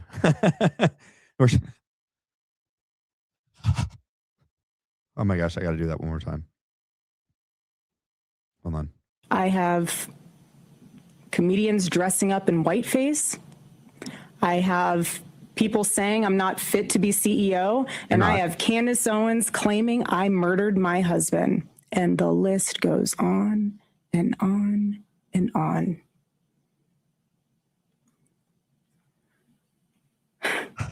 There is a serious epidemic of dehumanization plaguing this country. She goes right in. There's a serious epidemic of dehumanization plaguing this country. Oh my gosh, dude. Wait, can I do the face? Wait. I don't know how I look. Did I pull it off? The most unthinkable tragedies have now become commonplace in our daily headlines, and yet the media finds a way to conveniently explain away violence. Oh. This is what we're up against. No violence happened. I mean, the violence happened on the supposed shooter. No one else got hurt. What are you talking about? This is what we're up against. What is happening right now is something none of us can afford to ignore. No. The evil forces working to divide us. You.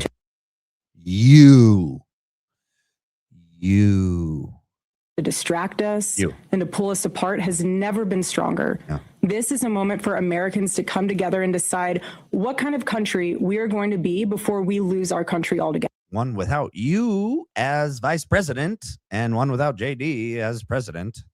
That's one I'm freaking shooting for. Like, I do not want you leading us anywhere, period. And I want Palantir JD Vance to take a hike with you. In Romans chapter 12, verse 21, it says, do not be overcome by evil, but overcome evil with good. Is that what you're doing? You're doing that?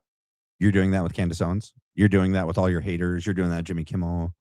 You're doing that with that news lady that you are talking smack on? You're doing that? Erika, have you figured out that when you don't walk, the Christian walk, right? When you talk the talk, it's useless. It's like empty. It's empty. It just doesn't hit. Okay. Stop reading scriptures to us. Stop preaching to us. Stop acting like you're some Christian female role model that you have some right to tell us anything. Like, just stop. Okay? Just stop. I didn't plan that. That just happened. And this is why my husband created Turning Point USA, so we could have civil discourse and debate and open dialogue, because when we stop talking to each other, bad things happen. You did say that. I am choosing to fight for America, for my children, for your children, and for they got to tell her to stop doing that look, like, for my children and your children. our humanity. Because we all need to do our part. And by the grace of God, we will succeed, and America will remain what she was always called to be, a shining there. It's just the evilest face, bro. I just can't. City on a hill. Just where is a light I'm gonna to find the her. world. So let me give you a perfect example. Oh, it's like this. I can't do it. It's like a Joker smile. It's so creepy. Of how it's done. Okay. My husband did it best and left us the blueprint on how to have uncomfortable conversations with those who disagree. Then why can't you do that with Candace? Why can't you be the ultimate example of Charlie's legacy? Sit down with Candace and have the most uncomfortable conversation publicly. Charlie didn't have these secret conversations off air. They happened live. They were recorded and aired for all of us to see. And he handled it always the same, with grace, humility, compassion. But he was honest and direct. Why can't you take a page out of his journal that you freaking have and sit down with Candace? Why? Buckle up, everybody. And that's so disgusting that they intentionally did a side-by-side and had her say his opening at the same time, as if to be like they're the same. And they're just not. They're just not the same, man.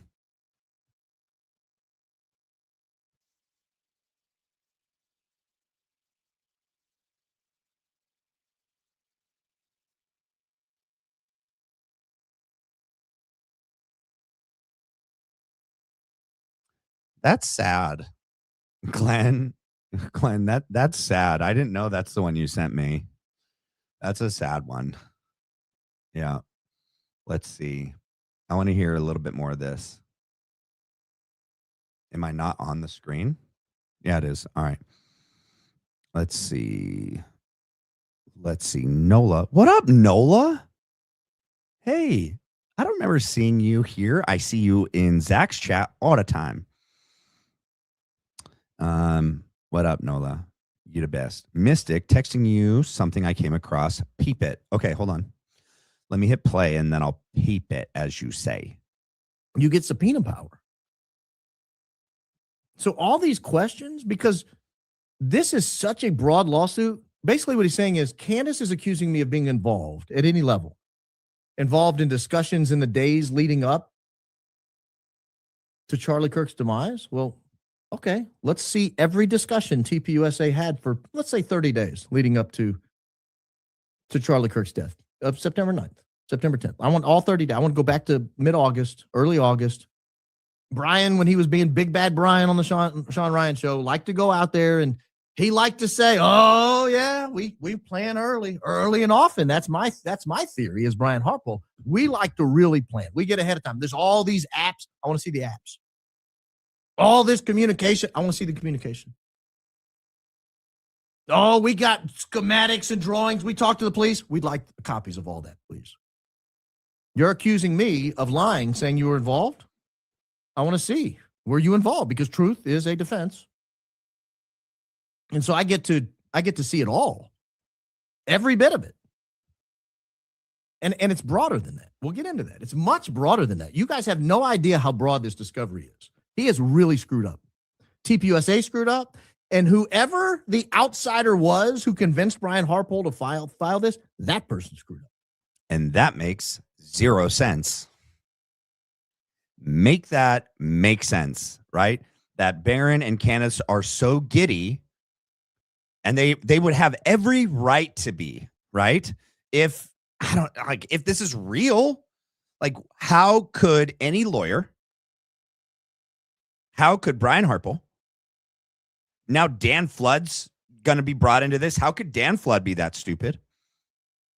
Everyone that was there that day now, and even just in the days prior to, like, now Candace and Barron have carte blanche access to request for anything. Why in the heck would they do that? Why would Brian and them, why would they do that?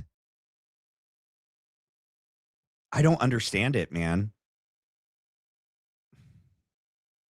Like, I knew right away that when he was saying this, that it's like, bro, like,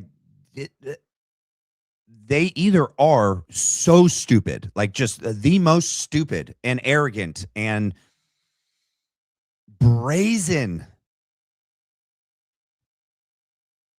that they were so short-sighted, impulsive, or they have nothing to hide, which is, I don't believe. Okay. Or like everything's destroyed and they're like, you're not going to find nothing. It's all gone. Or enough people in power and up in the authorities are like, they're on the team. So they're like, yeah, sue them.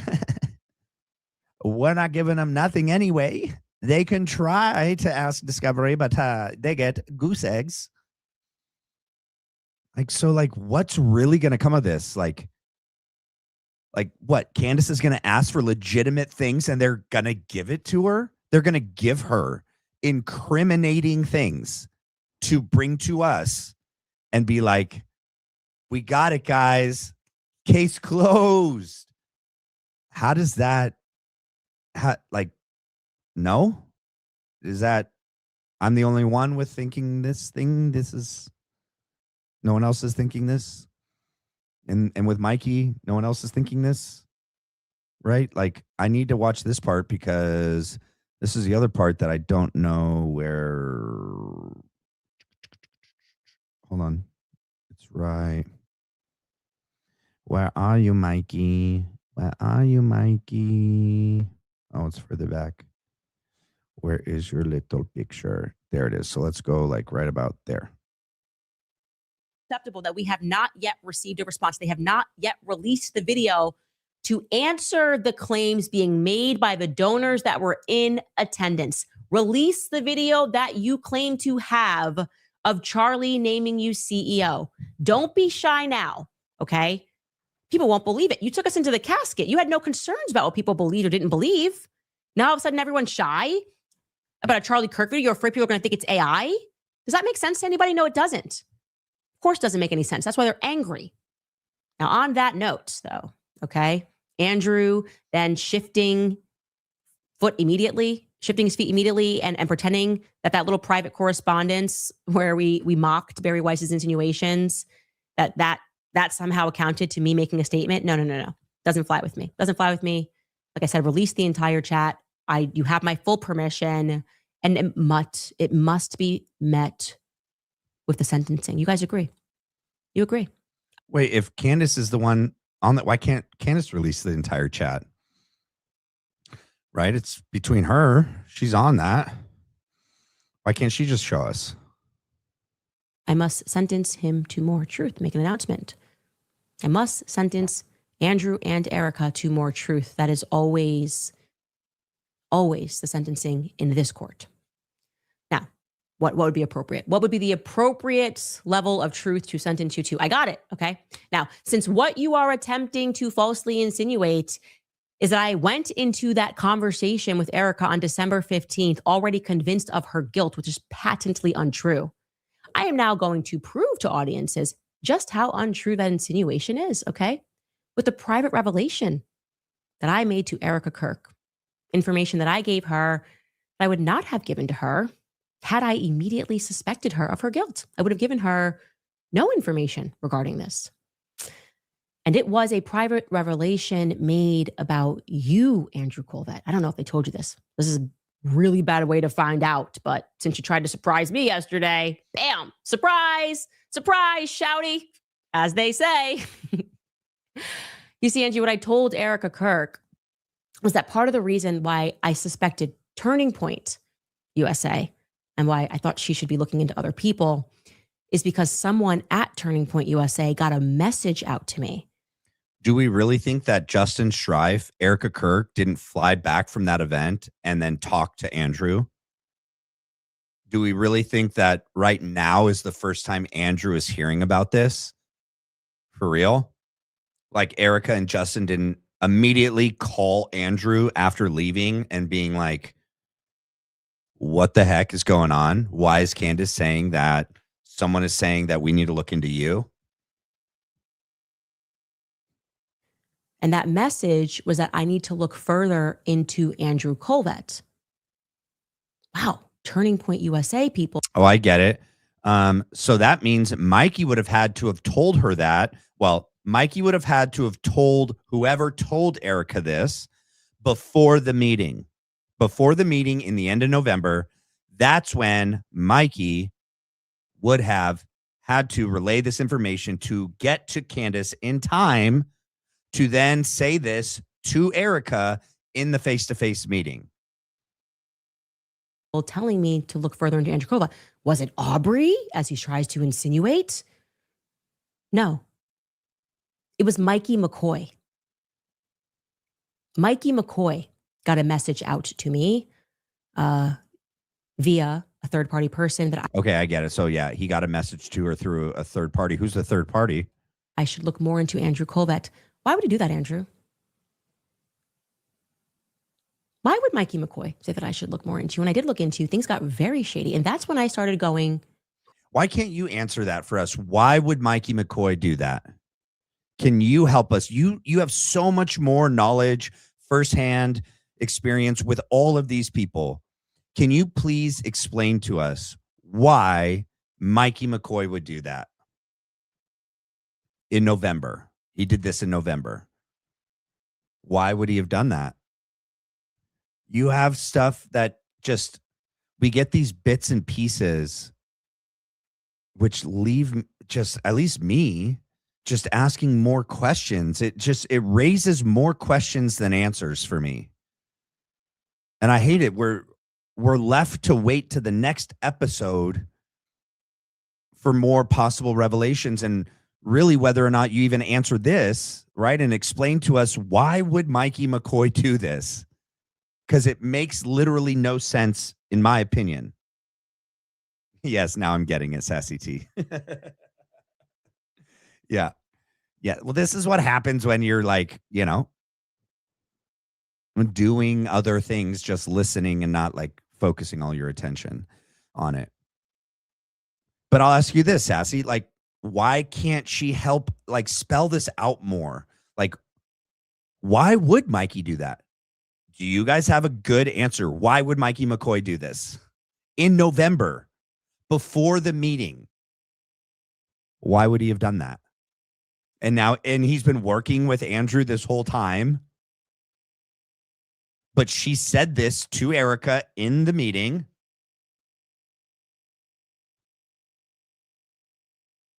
Erika didn't go back and question Andrew, didn't go back and question Mikey.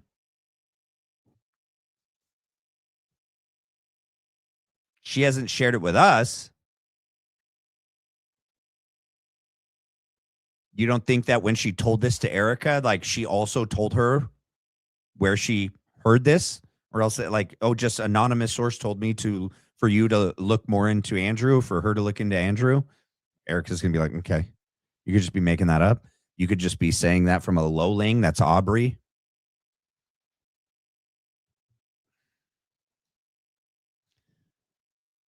I just want us all to be read into the degree in which only a few people get to be read in on so much of this.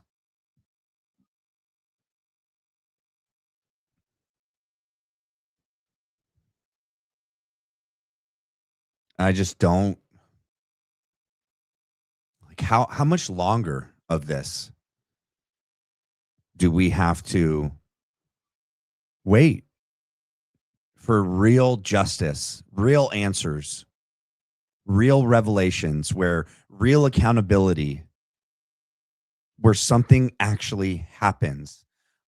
Or does this just go on like this forever?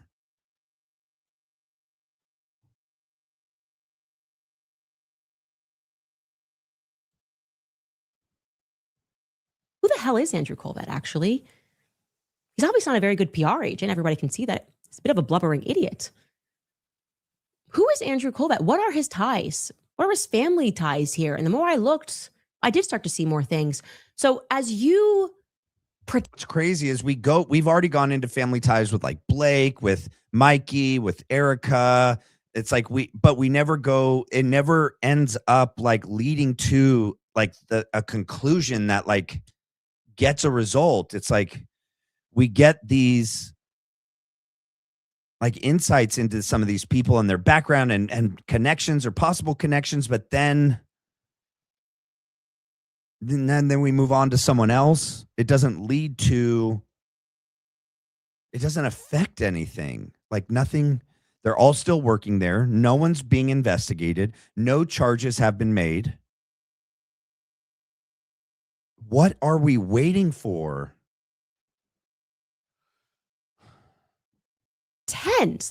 Like we're all just conspiracy theorists and nobody had any good information. As you fire a bunch of employees, like I said, you still cannot produce the information that you are claiming that Aubrey Leitch gave to me that I share on this platform. You were my number one source, Andrew, in the beginning. You just forgot the things that you told me. And that's when I started realizing things were weird. And then I got Mikey McCoy telling me to look more into you After watching this show. So Mikey watches this show. He watches this show for information and then starts to suspect Andrew from her show, and then gets a third person to get in touch with her to tell her that he knows something else that she doesn't know about Andrew. Why would he even need to be watching the show for that, right? Like, if he has information and knowledge that Andrew should be investigated more, why did it take Mikey to watch Candace's show for that? I don't understand that. I don't understand that. Because he's got the information that Candace doesn't have, so he didn't see it on her show. It's something he knows from working with side by side at TPUSA with Andrew Colvett. He's bringing this lead to Candace. You need to look more into Andrew. But this whole thing came from Mikey watching her show. I would say that I had a damn good reason to suspect Turning Point USA. That they were complicit in a cover-up of what happened. Anyway, good luck, Andrew. I hope you're having a good day. Have fun. Drop more messages. Explain that one to the press cycle. I think that's going to. I bet it doesn't. I bet nothing happens. Just like so many of the things that get brought, it doesn't amount to anything. Hold on, I'm going to share. How do I make this bigger? Oh, I can't. Oh my gosh, what the heck? Sorry, hold on. I did it. Hold on. I'm going to restart. Hold on. So sorry. Is it there now? It's because I send my link to an email. I end up sharing that page, which I shouldn't do. I click the link. It takes me to a new tab, and I'm not sharing that page, and I'm playing it. And I don't think this is real. Like, what? So I wish it were real, but what? So someone in TPUSA that was recording Erika before the recording that they used for her video that they, released to us. There's this clip of her being just so demonic and weird and creepy.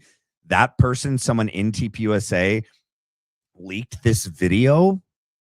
Like, they're going to know who had access to this video and to the camera and to, like, they're not going to be fired. Like, that's what I'm saying. Like, so much of this, it's like, come on. It just doesn't make sense. That's so loud.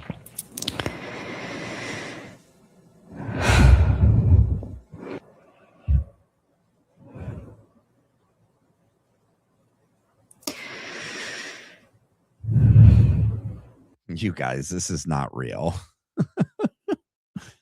This is not real. Yeah, this is not real, you guys.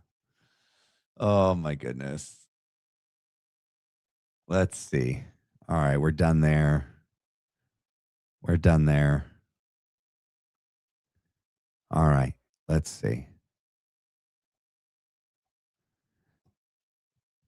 Thank you, Sonia Moore. Exactly. Appreciate it.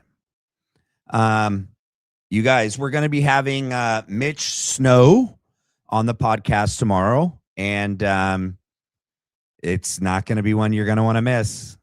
We're going to get to ask some very direct and very relevant questions, especially in the wake of everything that happened today. You won't want to miss it. Tomorrow night it's set for 5, but I think I work till 5. Let me, let's see.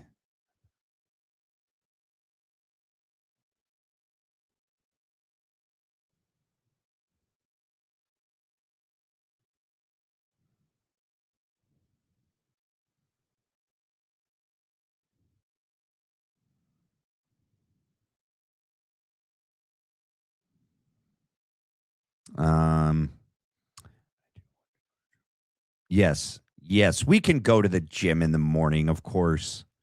Love you. Good night, sweetie. Yeah. There's no way. Let's see. Everything else covered. Does anyone have any more comments, insights, questions, concerns, critiques, criticism? Drop them in, man. For those of you that don't like giving money to YouTube, you can donate money here through Venmo for the Black Line Brief Venmo. Right there. Goes straight to helping this channel. Okay. Please do so. We got another super. Let's go down. We got Sweet Sassy T. They publicly ended CK to be the example of when free speech was ended. They didn't bank on Candace. Now they'll use this lawsuit to silence her. I agree with everything you said, but my question is this: how is this lawsuit going to silence her? How could this lawsuit silence her? She's never actually accused Brian Harpole of killing Charlie. She has, and she laid it out today. The timing of when she even started questioning Brian came after the Brian Harpole, Sean Ryan interview, which honestly, by the way, was filmed and aired on the 14th, not the 17th. The 14th is when it was aired directly to the Patreon members. 17th is when it aired on YouTube. And her, Candace's first response to this was on the 19th. So she even waited longer than she thought she did. I don't know if she was aware that Sean Ryan's episodes actually get filmed and aired before YouTube. It's early access to his Vigilance Patreon members. So it actually was filmed on the 14th. So she even waited longer than she even thought she did, you know? But I don't know how it's going to silence her. It's not going to silence Candace. This lawsuit's not going to silence anybody. I don't even know that it's a real lawsuit. I had someone email me, like, there's like, just from a brief review and reading of it, there's like all of these errors. Barron pointed them out. So did some other people. Barron even pointed out it doesn't look like they're actually trying to win. So if they're not going to win, how does this then silence her? What was the point with so many of the, oh, she's a conspiracy theorist. She's a podcaster. She just states her opinions. Yep, you can't sue defamation for opinions. They have to be stated as fact with a willful, disregard for the truth, knowing the truth, or negligent to pursue the truth before airing whatever you're saying is fact, which she didn't even do. She didn't do any of those things. How is this going to end with this silencing her? It's not. Just like the lawsuit with Brigitte Macron didn't silence her. This isn't going to silence Candace Owens. So, but I agree with everything else you said. 100%. Anyone else before we go? Also, John Bray is going to be coming on. I'm trying to see if I could get John Bray and Mitch together. That would be dynamite. So that might be tomorrow night. For sure, it'll be Mitch tomorrow night, possibly Mitch and John. If that doesn't work out, then John will be on Saturday. So it'll be Mitch Friday, John Saturday. And then someday next week, we'll have Jay back on. And then, yeah. Yep. You guys, if you haven't done so already, please do me a favor and hit the like and hit the subscribe. It is how you help this channel. Okay. I appreciate you guys so much. Let's see. Jay said first. Yeah, it depends on the performance. If the system I don't know what that means. Okay, that's not to me. All right. Let's see. Did I get all of them? All right, you guys. All right. Thank you guys so much for tuning in tonight, for your love, support, your interaction, your engagement, your supers, and I really appreciate it. Us together, like talking about this out loud, and like I genuinely appreciate you guys telling me your thoughts and opinions, your questions, what you're thinking of as possible answers to this. Because like you, I'm trying to just put this all together as well and make sense of this, right? So love you guys so much. God bless you guys. Have a great night. Stay tuned. Tomorrow's going to be dynamite. Mitch Snow tomorrow night, possibly with John Bray. For sure, Mitch Snow, Matt McKim, Black Line Brief tomorrow night. God bless you guys. See you tomorrow.